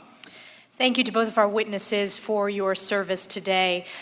Ms. Cooper, I wanted to start with you. You spoke eloquently of the threat of Russia when it illegally annexed Crimea, how that's a threat not only to Ukraine, but it's also a threat to Europe and the United States, a national security challenge. And I sit on the House Armed Services Committee. We know that the most important support for Ukraine in terms of lethal defensive aid is in the forms of javelins. Would you agree with that? Yes, ma'am. And which administration were those javelins made available to Ukraine? This administration, the Trump administration. And not the Obama administration? That is correct. Both of you, have you ever spoken with the president about Ukraine aid? No, I have not. No, ma'am. Undersecretary Hale, you testified that you had no direct knowledge of any nefarious motivations to withhold aid to Ukraine, correct? Correct. And to your knowledge, you testified that there were no strings attached to the aid, correct? That's page 184 of your deposition. Yeah, I have no such knowledge. And more specifically, you testified that you had no knowledge of Ukraine aid being held up for investigations. Is that correct? Correct. During the temporary hold of security assistance, this was until Ambassador Taylor sent you the cable, you had never even heard the words Burisma or Biden, correct? Well, in the context of what we're discussing, correct. Great, you testified that on page 96. And ultimately, as we know, the aid was released to Ukraine, correct? Yes, I read that. Now let's talk about the context broadly of this hold. You testified that it's not just Ukraine, that there were in fact other countries whose security assistance was on hold. Quote, the aid package to Lebanon was also being held in the same fashion, correct? Correct. And foreign aid was held from Northern Triangle countries of South America, correct? Of Central America, correct. Central America. And you also testified that when you served as ambassador to Pakistan, security assistance was also held for their failure to conform to our concerns regarding terrorists and other issues on the Afghan-Pakistan border. Correct. You know, basically, let's broadly talk about the context of all of these holds on aid. When we talk about aid, I always think about these are hard-earned taxpayer dollars. Would you agree with that? Absolutely. And isn't it correct that this administration, the Trump administration, has been conducting a foreign assistance review to reestablish norms that guide the assistance as we provide aid overseas? That's correct. You testified that this review had been going on for quite a while, and the administration did not want to take a business-as-usual approach to foreign assistance, a feeling that once a country has received a certain assistance package, it's something that continues forever. And you continued, the program had to be evaluated that they were actually worthy beneficiaries of our assistance, that our program made sense, that we avoid nation-building strategies, and that we provide assistance to countries that are lost in terms of our policy to our adversaries. Is that correct? That's correct. And you testified that you warmly welcomed this assistance review. Correct. And again, just to get this on record and for the millions of Americans viewing, security assistance was in fact released to Ukraine. I know I've already asked this, but this is a really important point. Correct. Thank you. I yield back. Mr. Swalwell. Ms. Cooper, your testimony today destroys two of the pillars of the president's defense and one justification for his conduct. First pillar, no harm, no foul. The Ukrainians didn't know that the hold was in place, so didn't really hurt them. Second pillar, this president was a real champion of anti-corruption. He cared about corruption in Ukraine. So I want to go through your new testimony today. It's your testimony now that after an employee came forward to you, you believe you have some evidence that the Ukrainians first inquired about security assistance to someone in your office on July 25 of this year. Is that right? That's correct. And July 25 is also the day that President Trump officially talked to President Zelensky where investigations of the Bidens were brought up. Is that right? Sir, I only know what has been reported publicly on this. And that was reported. Is that right? That's correct. Second, this president, as a champion of anti-corruption, your testimony today is that on May 23, you certified that as far as it related to your duties, Ukraine had met the corruption concerns for the aid to be released. Is that right? Sir, the Defense Department certified.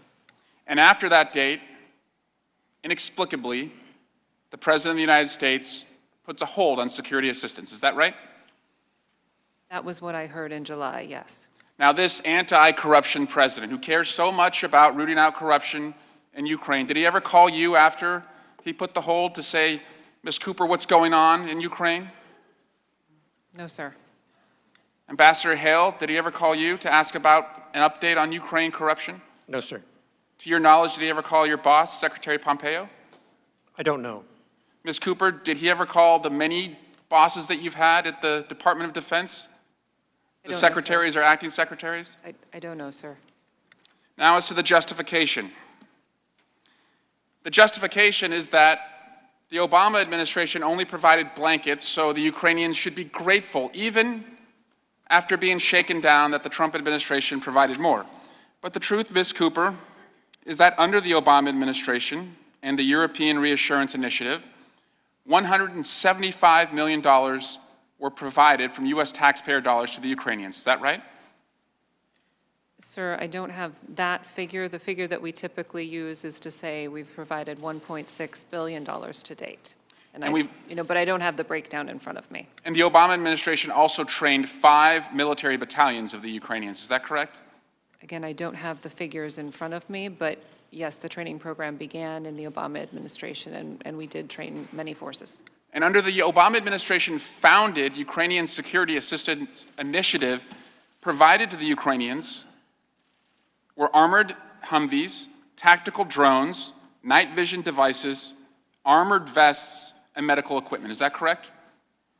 These all sound like pieces of equipment that were provided in the Obama administration, to my recollection. You'd agree that's a lot more than blankets, right? Yes, sir. Ambassador Hale, the aid that was withheld to Lebanon and Pakistan, those were for legitimate foreign policy objectives. Is that right? I would say that's true. The assistance to Pakistan, I've not heard an explanation for the current hold on the Lebanese program. And you would agree that withholding aid to investigate a political opponent is not a legitimate foreign policy objective. Is that right? Correct. So I guess we can agree that even Bernie Madoff made charitable contributions, but it doesn't make him a good guy. Ms. Cooper, your testimony today demonstrates the power of coming forward and defying lawless orders from the president. Because you came forward and testified, we learned this new information, which destroys a central defense that the Republicans have put forward. Because Ambassador Taylor came forward, one of his employees learned this defense from the Republicans that all we had was hearsay evidence. And Mr. Holmes said, actually, I heard the President of the United States tell Ambassador Sondland, where are we with the investigations? Your courage has aided this investigation despite the President's continued obstruction. And I yield back. Mr. Hurd. Thank you, Chairman. Ambassador Hale, you're in essence the #3 guy at the State Department, is that correct? Correct. You represent roughly 70,000 folks? I would say I represent them. I'm part of them. I'm one of them, yes. where you are part of a pretty fantastic workforce that I've been proud to be able to serve alongside. We share time together in Pakistan. And so thank them. I know they oftentimes don't get the pats on the back or the accolades for what they do for our national security, but there's some of us that do recognize that and appreciate that. Did anybody raise issues to you, Ambassador Hale, about investigations to Bidens or Burisma? No, sir. Thank you. Ms. Cooper, you have a great staff. I don't think my staff would have read my 115-page deposition and gave me feedback, so give them gold stars. You said in your deposition, and you just confirmed with my colleague from California, that you certified on 23 May that the Ukraine aid for the review of their defense industry and Department of Defense, was past the corruption test. Is that correct? Sir, I think the wording was more along the lines of progress has been made or sufficient progress has been made. It didn't reference any kind of an anti-corruption test per se. Did this change, or was there a reevaluation with a new president coming in? Because President Zelensky was inaugurated in office 2 days before that date. Did that have an impact on how he was going to continue some of those pieces? Was that taken into account in this review? Not prior to May 23rd, no, sir. So the review was basically done on the efforts done by the previous Poroshenko administration. Yes, sir, although it's important to note that the review related most specifically to the Ministry of Defense. Sure, but there were ultimately changes under the Zelensky regime, is that correct? Yes, sir, there's a new Minister of Defense. Can you explain, I know FMF, Foreign Military Financing, is State Departments, but can you explain the difference between FMF and USAI funding, and also how the Ukrainians get lethal aid? I'm sorry, could you repeat the last part of that? Also, how the Ukrainians Actually get lethal aid, because is lethal aid covered under one of these two buckets?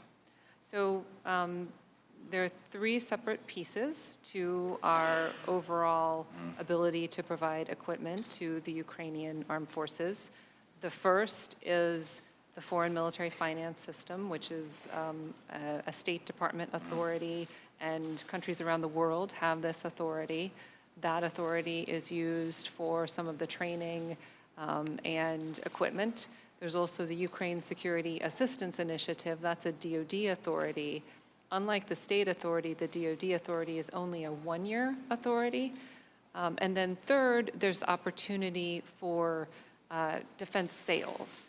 And that is something that we're working with the Ukrainians on now so that they can actually purchase U.S. equipment. But the Javelin specifically was provided under FMF initially, and now the Ukrainians are interested in the purchase of Javelin. And there wasn't a hold put on purchasing of equipment, is that correct? Not to my understanding, no. Can I ask you a non-impeachment inquiry question, Ms. Cooper? A non-what? A non-impeachment inquiry question. Sir, my time is yours. What can we be doing to help the Ukrainians defend against Russian electronic warfare? What more can we be doing to help the Ukrainians defend against electronic warfare by the Russians? Good question. Well, what I can say in an open hearing is that there actually is some electronic warfare detection equipment that is included in the USAI package. So there's a piece of capability that we're already working to provide them. I think this specific topic, though, is more suitable for a closed-door session. That's a good copy.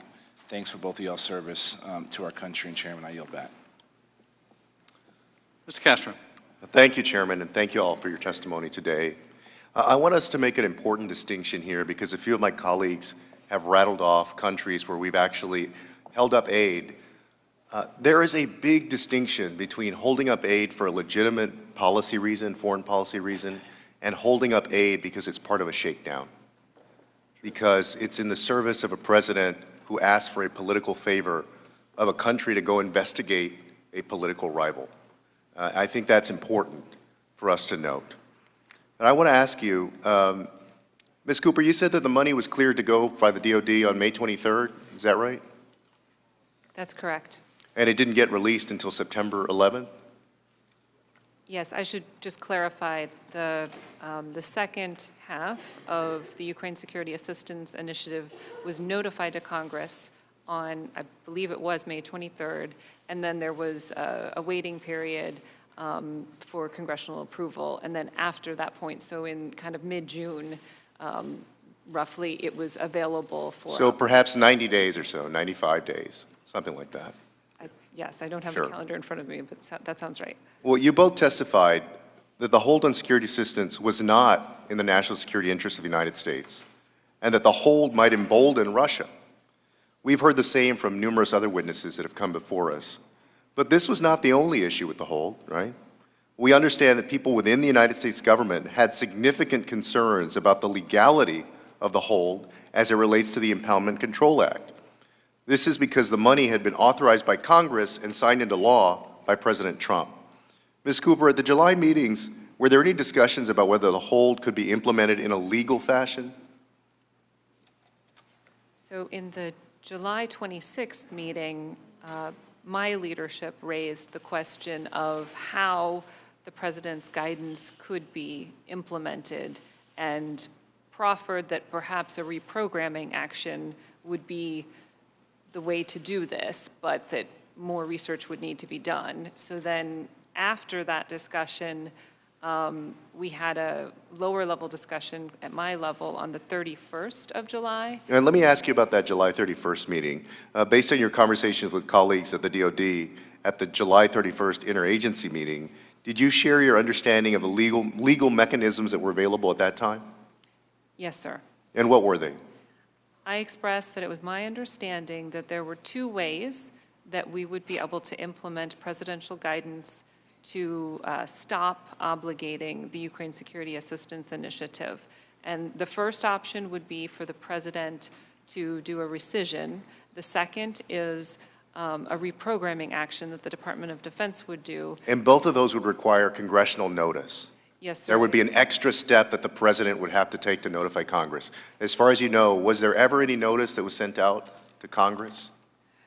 Sir, I did express that I believed it would require a notice to Congress, and that then there was no such notice to my knowledge, or preparation of such a notice to my knowledge. And as far as you know, there was never any official rescission or reprogramming of that money? No, sir, not to my knowledge. Instead, what happened was OMB devised an alternative solution involving creative footnotes to implement the hold.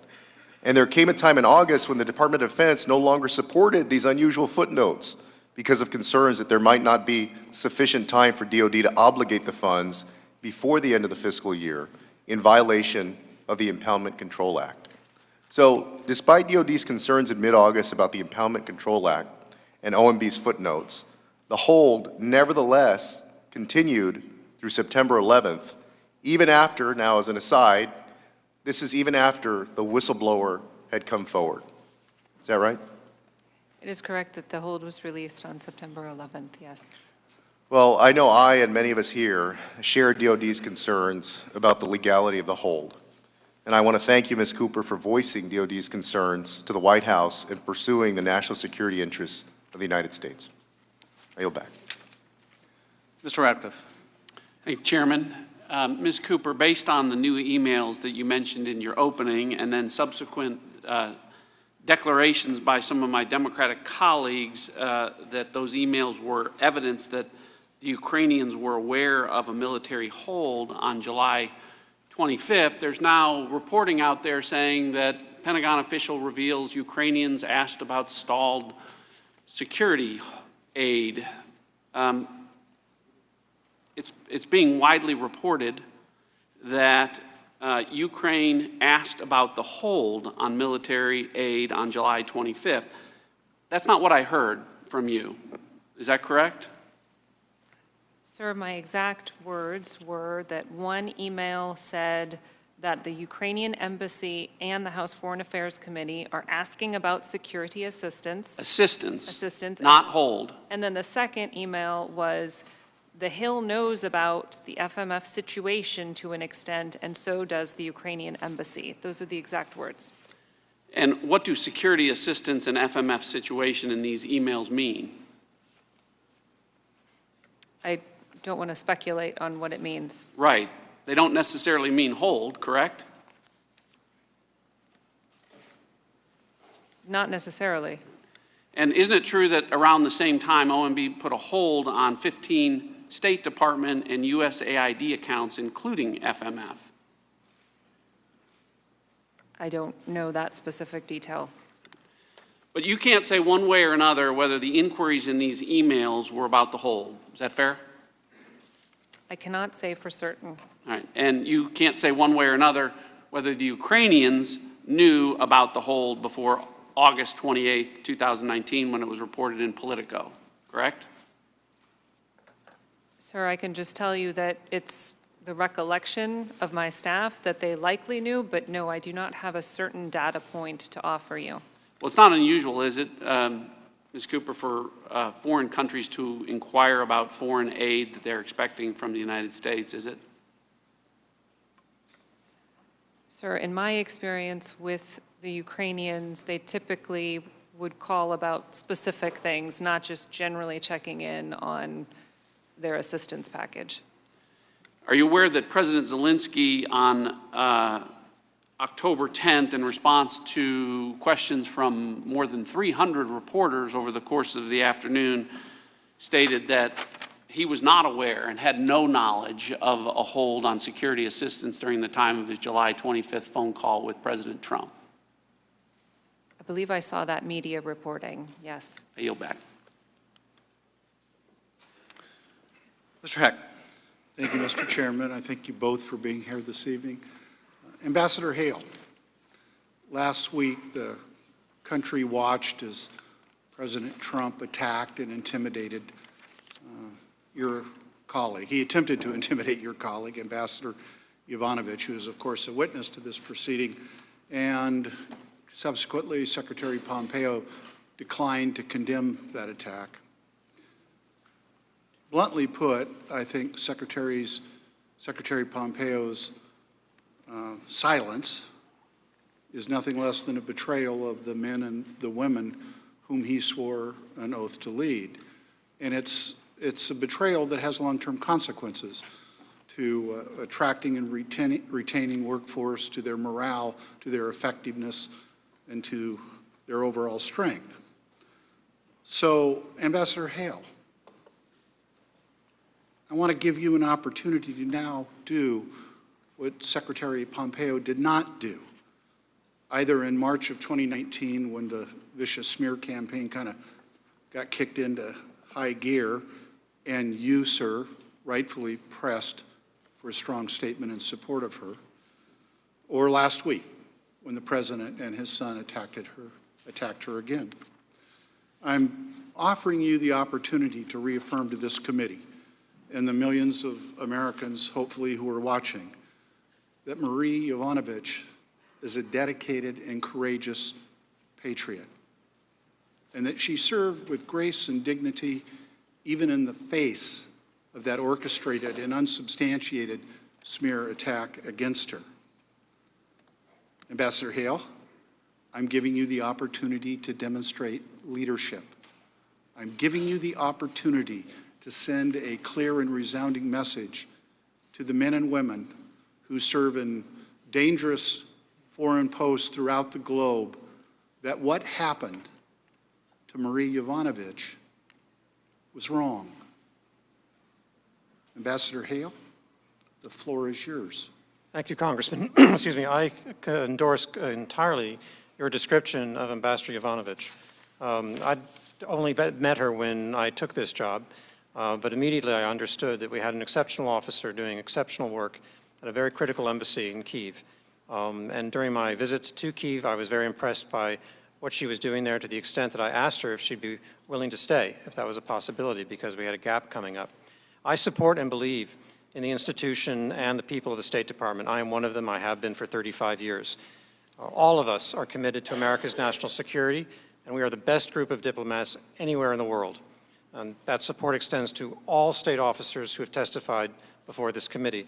If I may, I'd like to read a letter that the Undersecretary for Management wrote on November 18 to the ranking member of the Senate Foreign Relations Committee in response to a communication from him. A number of department employees have testified before the House of Representatives during its inquiry regarding Ukraine. No employee has faced any adverse action by the department for testimony before Congress on this matter. The department will not discipline any department employee for appearing before Congress in response to a subpoena. The department has also proactively established a program to provide financial assistance with respect to private counsel legal fees incurred by department employees.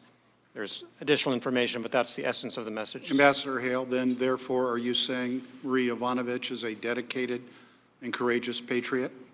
I endorse what you say exactly. I think And that she served with grace and dignity in the face of the smear campaign? Yes, she did. And that what happened to her was wrong? I believe that she should have been able to stay at post and continue to do the outstanding work. And what happened to her was wrong? That's right. Thank you, sir. Thank you for clarifying the record, because I wasn't sure where it was that she could go to set the record straight if it wasn't you, sir, or where she could go to get her good name and reputation back if it wasn't you, sir. Indeed, I want to encourage you in the strongest terms possible. Stand your ground. America's security and strength and prosperity is predicated in no small part on the professionalism of our Foreign Services Corps, and they need to know that you, as the highest-ranking professional diplomat in the entire State Department, have their back, sir. Thank you for having Ambassador Yovanovitch's back this evening. And with that, Mr. Chair, I yield back. Mr. Jordan. Thank you, Mr. Chairman. Ms. Cooper, why did the Office of Management and Budget put a hold on the funds? Sir, the only information that I received was from the Office of Management and Budget that they were operating at the direction of the President, and they reported that he had concerns about corruption. That is all that I knew. Right, you put that in your testimony. The President had directed the Office of Management and Budget to hold the funds because of his concerns about corruption in Ukraine. Very legitimate reason. You agree? That is the statement that the President reportedly made, as reported to me by the Office of Management and Budget. And then you said in your testimony that based on recommendations from me and other key DoD advisors, the Department of Defense, in coordination with the Department of State, certified in May of 2019 that Ukraine had taken the steps necessary, and you certified the release of the dollars. Is that accurate? That is correct, sir.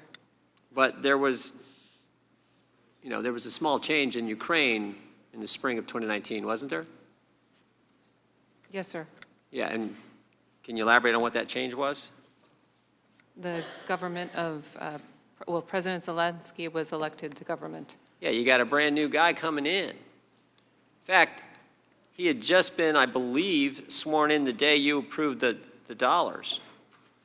Was it May 23rd? I think he was sworn in on, I guess it was a couple days before. But there's sort of a change in circumstances that it seemed to me would warrant at least maybe a second look. And that's exactly what played out for a short time, less than 2 months, 55 days. Our government evaluated the new situation, pretty radical change. You got a new government. In fact, the previous one, we've heard all kinds of things from the Democrats about the Prosecutor General in the Poroshenko regime, Mr. Lutsenko, and how bad he was. So it took a while for that all to happen. New president's sworn in.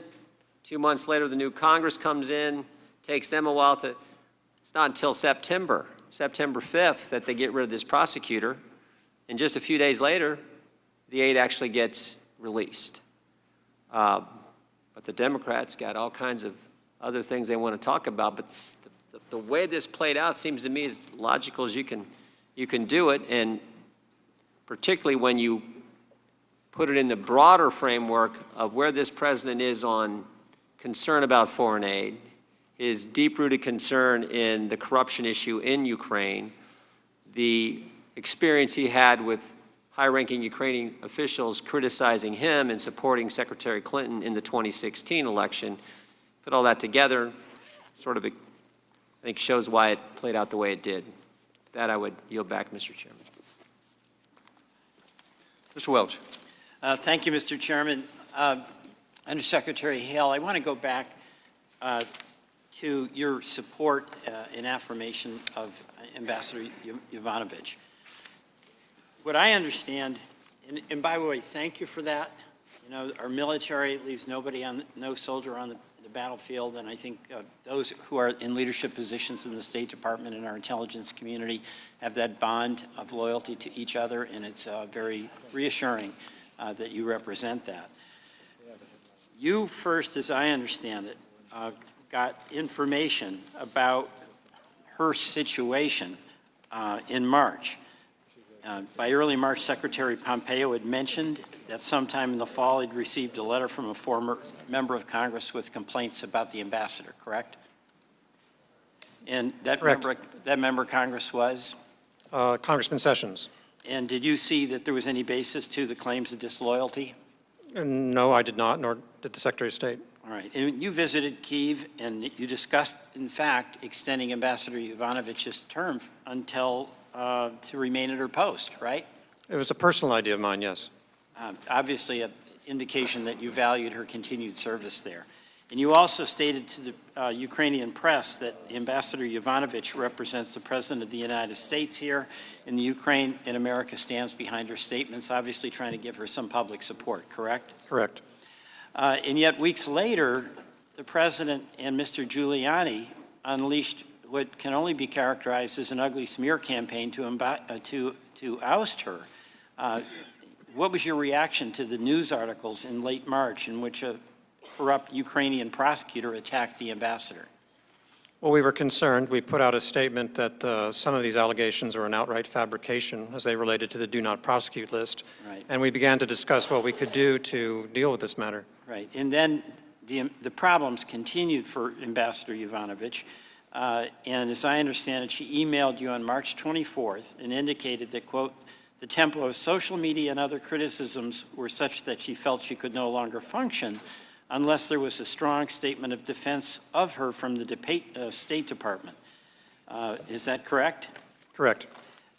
And this message, and Secretary Pompeo was aware of her situation. Is that correct? Yes, I briefed him the next day. And he's the ultimate authority who could issue that strong statement of support, correct? Correct. But he never, ever did issue a statement, right? We did not issue a statement at that time. But in fact, you testified around the same time that the Secretary did not render assistance to a long-serving and highly respected ambassador. He made 2 phone calls to Rudy Giuliani. Is that right? It's correct that I've seen a record that he made those phone calls. One on March 28 and again the next day on March 29. I saw the record of that, yes. Right. So we don't know what he said to Rudy Giuliani, but we have a pretty good idea what Rudy Giuliani said to him. Get rid of Yovanovitch. She was gone and the statement never came forward, right? Correct. And when she was recalled and wanted to find out what happened, Secretary Pompeo would not meet with her? Right? I was out of the country at the time. I can't comment on that. All right. Well, and then Mr. Breckbuell, who was next in line, didn't meet with her? I don't know this. Well, then it came for you to give her the news. It went to the Deputy Secretary, I believe, held the meeting. I was on foreign travel at the time. Well, it'd be interesting if we could have Secretary Pompeo be here to tell us what his conversations were with Rudy Giuliani, the person who was fomenting the discontent about an ambassador who was fighting corruption. I want to thank you, and I want to thank Ms. Cooper for your service. Mr. Maloney. Hello, Ms. Cooper. Hello, Secretary Hale. Ms. Cooper, thank you for working late on a Wednesday. I think the last time we attempted to hear your testimony, the Republicans were good enough to bring pizza down to the skiff.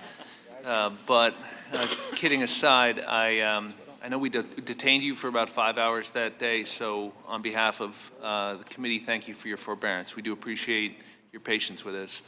Quick question for you, and I think just one question for you, Secretary Hale. Ms. Cooper, was DOD able to put all the security assistance funds into contract before the end of the fiscal year? No, sir. And how much were they not able to obligate? What was left unobligated? I believe the figure was 35 million. We were able to actually obligate 88% total. And I think you mentioned that you were able, because of legislation the Congress passed, continuing resolution, to do that. Is that right?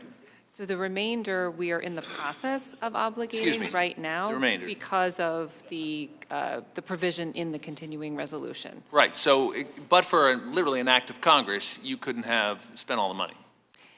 If we had not received the provision in the continuing resolution, we would have obligated 88%, but not the full amount. Right, which of course would be a violation of law to not spend money that Congress appropriated. Sir, I am not a lawyer, but that is my understanding. Sure. Thank you. Secretary Hale, where were you born? Ann Arbor, Michigan. And is your family from Ireland? Am I right about that? No, sir. I'm sorry. Strike it. Another question.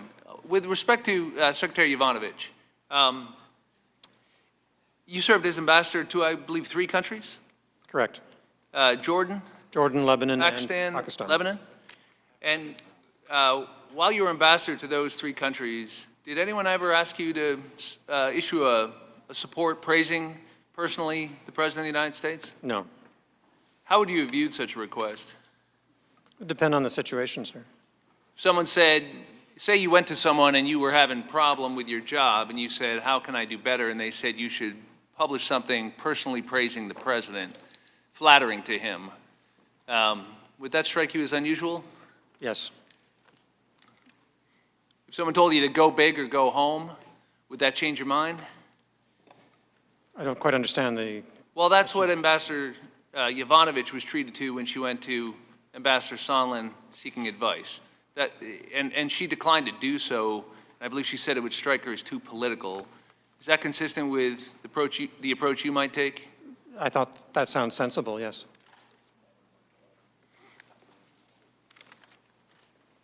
Thank you. Yield the remaining time back to the chairman. Thank you both for being here.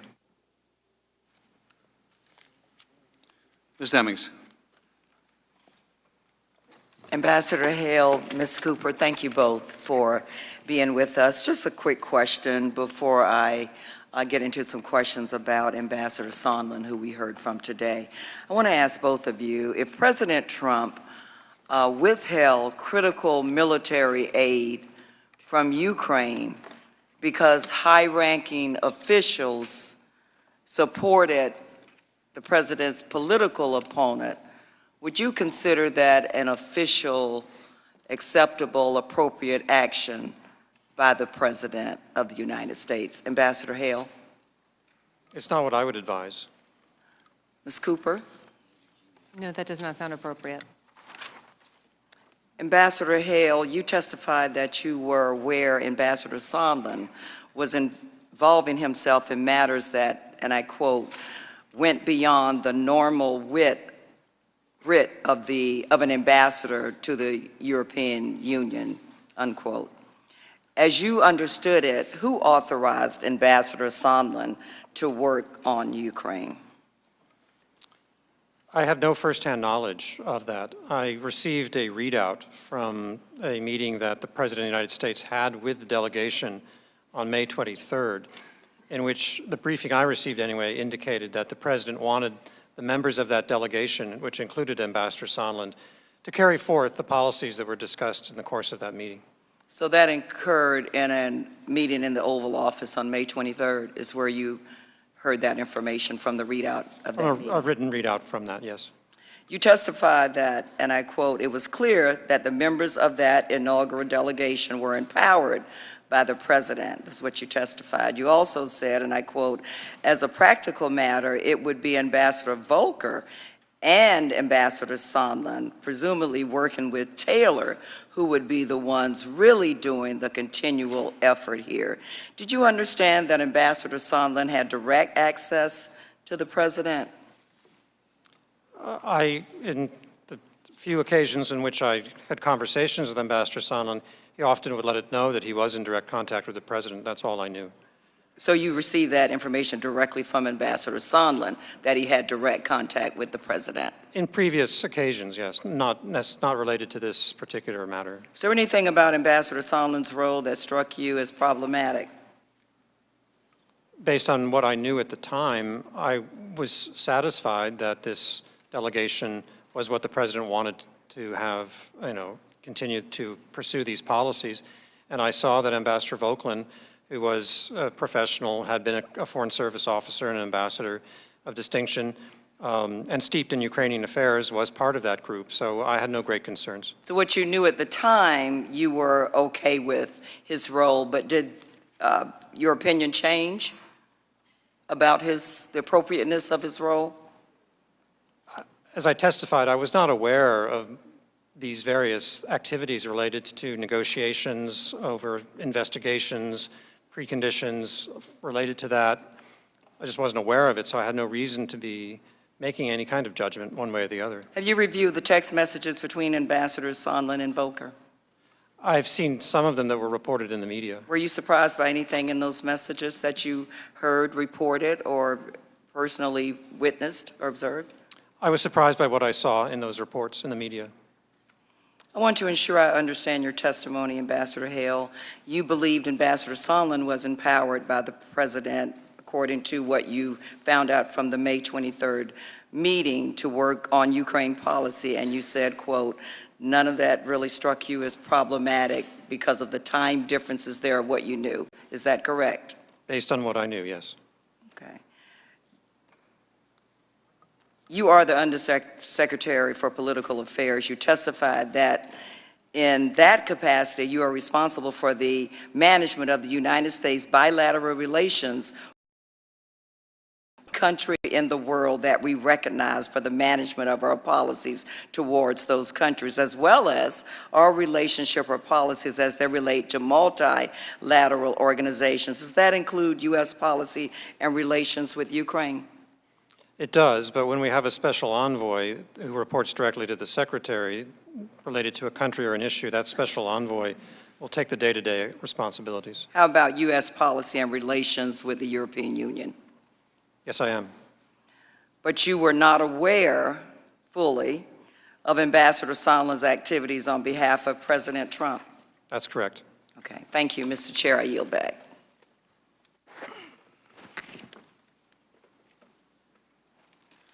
Mr. Krishnamurthy. Good evening. Thank you so much for being here. Undersecretary Hale, you and your colleagues testified that you've gathered official records at the State Department with the understanding that they would be provided to Congress, right? I was not involved in the decision-making, or I have no responsibilities related to gathering documents. I understood that it was underway. And I've certainly received the documents that I described earlier. I see. In terms of the materials that were collected, do they include electronic files and emails, for instance? I can only speak to the documents that were made available to me, and it did include emails. And paper documents as well? And paper documents. Would tape recordings potentially be among the files that are gathered? I really couldn't speculate on that. But you can't rule out that possibility? I don't know of tape recordings, but so I can't really comment on that. And are you familiar with from whom the documents have been collected, like the individual custodians? I don't know that, sir. You're aware that despite a duly authorized congressional subpoena has been served on the State Department, we have yet to receive even a single document, correct? I understand that, yes. Ms. Cooper, in the interagency process, did anyone in any committee potentially bring up the lack of allied funding as a reason for why there should be a hold on military assistance to Ukraine? I can only speak to the three meetings that I attended, the PCC, DSG, and then PCC, and I have no recollection of the issue of allied burden sharing coming up at that point. I did provide information in my deposition about what I thought was a completely separate query that I received in mid-June from the Secretary of Defense's front office, and one of the questions there just asked a question about the degree to which allies were contributing to Ukraine's security assistance, just to be very clear. Okay, but after the hold was put in place on July 18th, you haven't heard any concerns about a lack of allied funding as a reason for why the hold should be in place? In those meetings that I attended, I did not hear that, or I do not recall hearing that as a reason. The only reason that I heard was the President's views on corruption. No further information. Got it. Same question to you, Undersecretary Hale.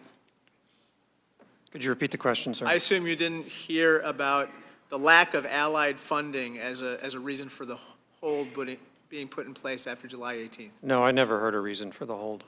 You never, I assume neither of you heard any reason whatsoever for why the hold was in place, except for the fact that OMB put it in place at the direction of the President, right? That's correct. And I assume, one of my colleagues brought up the idea that the hold was put in place to assess whether or not President Zelensky was legit. I assume that was not a reason that was offered either. No, sir, I never heard that as a reason. I heard no reason. Undersecretary Hale, what is the importance of a world leader having a meeting at the White House? Well, really, it's case by case, but particularly for a new leader, it's an extremely important opportunity to demonstrate the strength of our relationship, for building of that relationship at a personal level, leadership level, to demonstrate common goals. How about in the case of President Zelensky? How important was it for him to have a meeting at the White House with President Trump? Well, I never talked to President Zelensky about that myself. I met him before he became president. I met with President Poroshenko and the two leading candidates. But as an expert on these matters, is it fair to say that a new world leader such as President Zelensky having a meeting at the White House with President Trump is extremely important for his image that he projects, especially toward folks like Russia? Well, an Oval Office meeting is incredibly valuable for any foreign leader. Let me just state that general principle. And for a Ukrainian president, it is indeed what you just said, to demonstrate that the bond between the United States and Ukraine is strong, and that there is continuity in our policies, and that we are going to continue to work together on our policy goals, including countering Russian aggression and intimidation of Ukraine. Thank you so much. I yield back. That concludes the member questioning. Mr. Nunes, do you have any concluding remarks? Thank the gentleman. What have we learned from the Democrats' impeachment inquiry? They promised the country a fair hearing. What have they delivered? The impeachment version of three-card Monte, the notorious short con card trick where the mark, in this case President Trump and the American public, stands no chance of winning. Democrats promised the whistleblower's testimony. In fact, they told us that we need to speak with the whistleblower. And then we learned that the whistleblower coordinated with the Democratic staff before alerting the intelligence community's Inspector General. To hide their con, the Democrats pound the table and gaslight the country, telling us that the whistleblower is entitled to an imaginary statutory right of anonymity. They accuse us of trying to out the whistleblower, knowing that they're the only ones who know who he is. They say that if the facts are against you, argue the law. If the law is against you, argue the facts. And if both are against you, pound the table and yell like hell.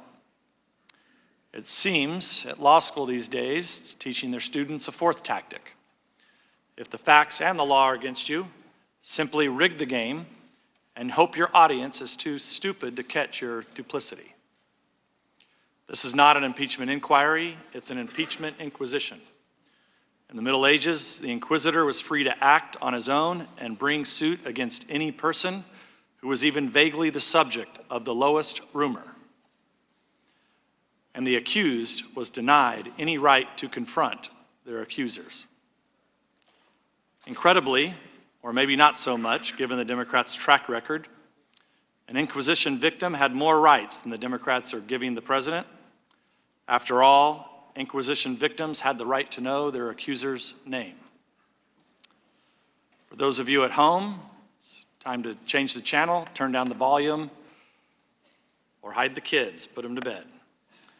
Now I yield to Mr. Schiff for story time hour. I thank the gentleman, as always, for his remarks. I'll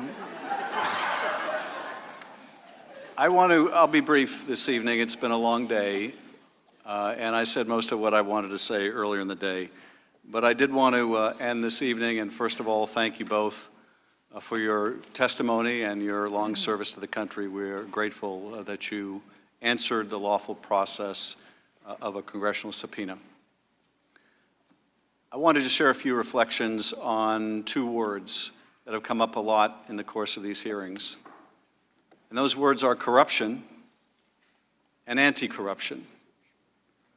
We are supposed to believe, I imagine, listening to my colleagues, that Donald Trump is a great anti-corruption fighter, that his only concern about Ukraine was that it would fight corruption. But let's look at that argument. Let's look at the president's words and let's look at his deeds. Ambassador Yovanovitch was an anti-corruption champion. No one has contradicted that has come forward to testify here. She was a champion.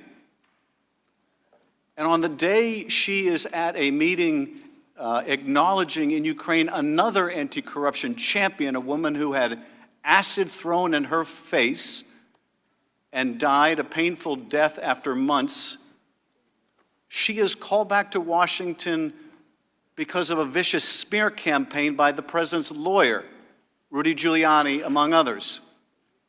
She is recalled. That is not anti-corruption. That is corruption.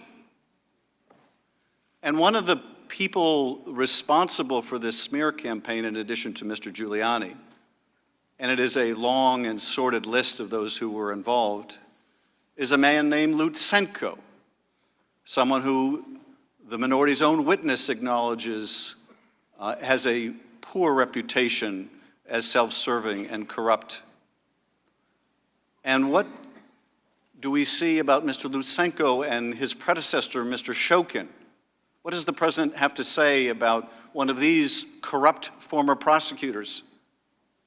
He praises them. He says they were treated very unfairly.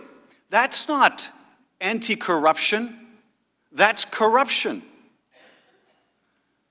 And when Ambassador Sondland testified today that there was unquestionably a quid pro quo, and everybody knew it, conditioning a White House meeting that Ukraine desperately wanted to show its friend and foe alike it had the support of the President of the United States, when that was conditioned, that official act was conditioned on the receipt of things of value to the President, political investigations, that was not anti-corruption, that was corruption. And when Ambassador Sondland testified today that he could put two and two together, and so can we, that there was also a quid pro quo on the military aid, that aid was not going to be released unless they did a public statement. Ukraine did a public statement of these political investigations the president wanted. That's not anti-corruption, that is corruption. And let's look at the president's words on that phone call, that infamous phone call on July 25th. Does he ask President Zelensky, how's that reform coming in the Rada? What are you doing to root out corruption? What about that new anti-corruption court? Of course not. Of course not. Are we really to believe that was his priority? No. What does he ask? I want you to do us a favor. Investigate this crazy 2016 server conspiracy, that the server's somewhere in Ukraine, and more ominously investigate the Bidens. That's not anti-corruption. That is corruption. And the next day when he's on the phone to Ambassador Sondland in that outdoor restaurant in Kiev, what does he want to know about? Does he want to know how Zelensky is going to fight corruption? Of course not. The only thing he brings up in that call is the investigation he wants into the Bidens. That's not anti-corruption. That is corruption. Every now and then, there's a conversation that really says all you need to know. And sometimes it doesn't seem all that significant. But I'll tell you, this one really struck me. And it was a conversation that Ambassador Volker related in his testimony. And it was a conversation just this past September when he's talking to Andrei Yermak, top advisor to President Zelensky, and he's advising him, as indeed he should. You know, you may not want to go through with an investigation or prosecution of former President Poroshenko. Engaging in political investigations is really not a good idea. And you know what Yermak says? Oh, you mean like you want us to do of the Bidens and the Clintons? Well, there's a word for that too, and it's not corruption or anti-corruption. It's called hypocrisy. And this is the problem here. We do have an anti-corruption policy around the world. And the great men and women in your department, Undersecretary Hale, and in your department, Ms. Cooper, they carry that message around the world, that the United States is devoted to the rule of law. But when they see a president of the United States who is not devoted to the rule of law, who is not devoted to anti-corruption, but instead demonstrates in word and deed corruption, they are forced to ask themselves, what does America stand for anymore? That concludes this evening's hearing. I will ask the witnesses to excuse themselves. Members should remain. We have a business matter to take up.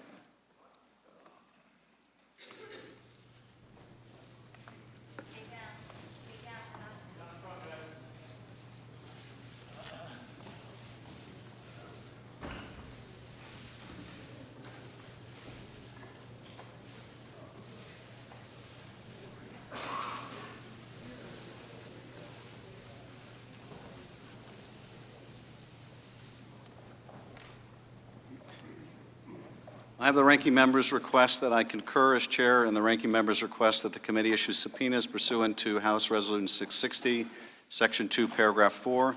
We received that request this morning and will add it to the record now without objection. By way of overview, 2 of the requested subpoenas would compel deposition testimony by the whistleblower and by Hunter Biden. 3 other subpoenas would compel certain parties to produce records, the whistleblower to produce documents and communications related to the whistleblower's complaint, Rosemont Seneca Baha'i to produce records related to Hunter Biden's role on the Burisma board, and the Democratic National Committee to produce communications with Ukrainian officials and records relating to Alexandria Chalupa. I do not concur in these requests for subpoenas. We will not allow, as I said before, this committee to be used either to out the whistleblower or for purposes of engaging in the same improper investigation that the President sought to coerce Ukraine to commit. The committee will take them up now, beginning with the first minority request to compel testimony by the whistleblower. Is there a motion? Mr. Chairman, I move to table.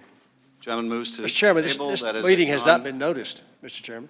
That is a non-debatable motion. All those in favor of table the motion, Point of order, Mr. Chairman. Point of say order. aye. Point of order, Mr. Chairman. Point of All order, those Mr. Chairman. opposed, say no. Point of order, Mr. No. Point of order, Mr. Chairman. Excuse me, the Point of motion is order, Mr. non-debatable. Chairman. Those opposed, say no. Point of order, Mr. Chairman. In the opinion of the chair, Point of the order, ayes Mr. have it, Chairman. and the motion is Point of tabled. order, Mr. Chairman. Roll call. A roll call vote is requested. The clerk shall call the roll. Chairman Schiff, Aye. Mr. Himes, Ms. Sewell, Aye. Mr. Carson. Aye. Ms. Spear. Aye. Mr. Quigley. Mr. Swalwell. Aye. Mr. Castro. Mr. Heck. Mr. Welch. Mr. Maloney. Ms. Demings. Mr. Krishnamurthy. Ranking Member Nunes. No.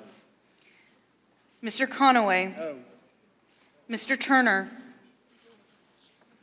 Dr. Wenstrup. Mr. Stewart. Ms. Stefanik. Mr. Hurd. Mr. Radcliffe. Mr. Jordan. No. Mr. Chairman, there are 13 ayes and 4 noes. Point of order, Mr. Chairman. The motion to table is Point carried. of order, Mr. Chairman. Gentleman will state his point of order. Mr. Chairman, was this business meeting noticed properly within the rules of the House? House Resolution 660 requires that if the minority makes a request for subpoenas, that we will promptly take up that request, and that is what we're doing. On the subpoena to compel Mr. Chairman, testimony however, by Mr. Hunter Chairman, Biden. Rule 11 Is there a motion has on the not been subpoena honored. to compel the testimony of Hunter Biden? Mr. Chairman, I move to Sure. table. The gentleman moves to table. All those in favor will say aye.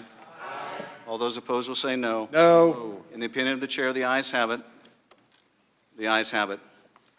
The motion is now. Roll call vote. The gentleman requests a roll call vote. Please call the roll. Chairman Schiff. Aye. Mr. Himes. Ms. Sewell. Aye.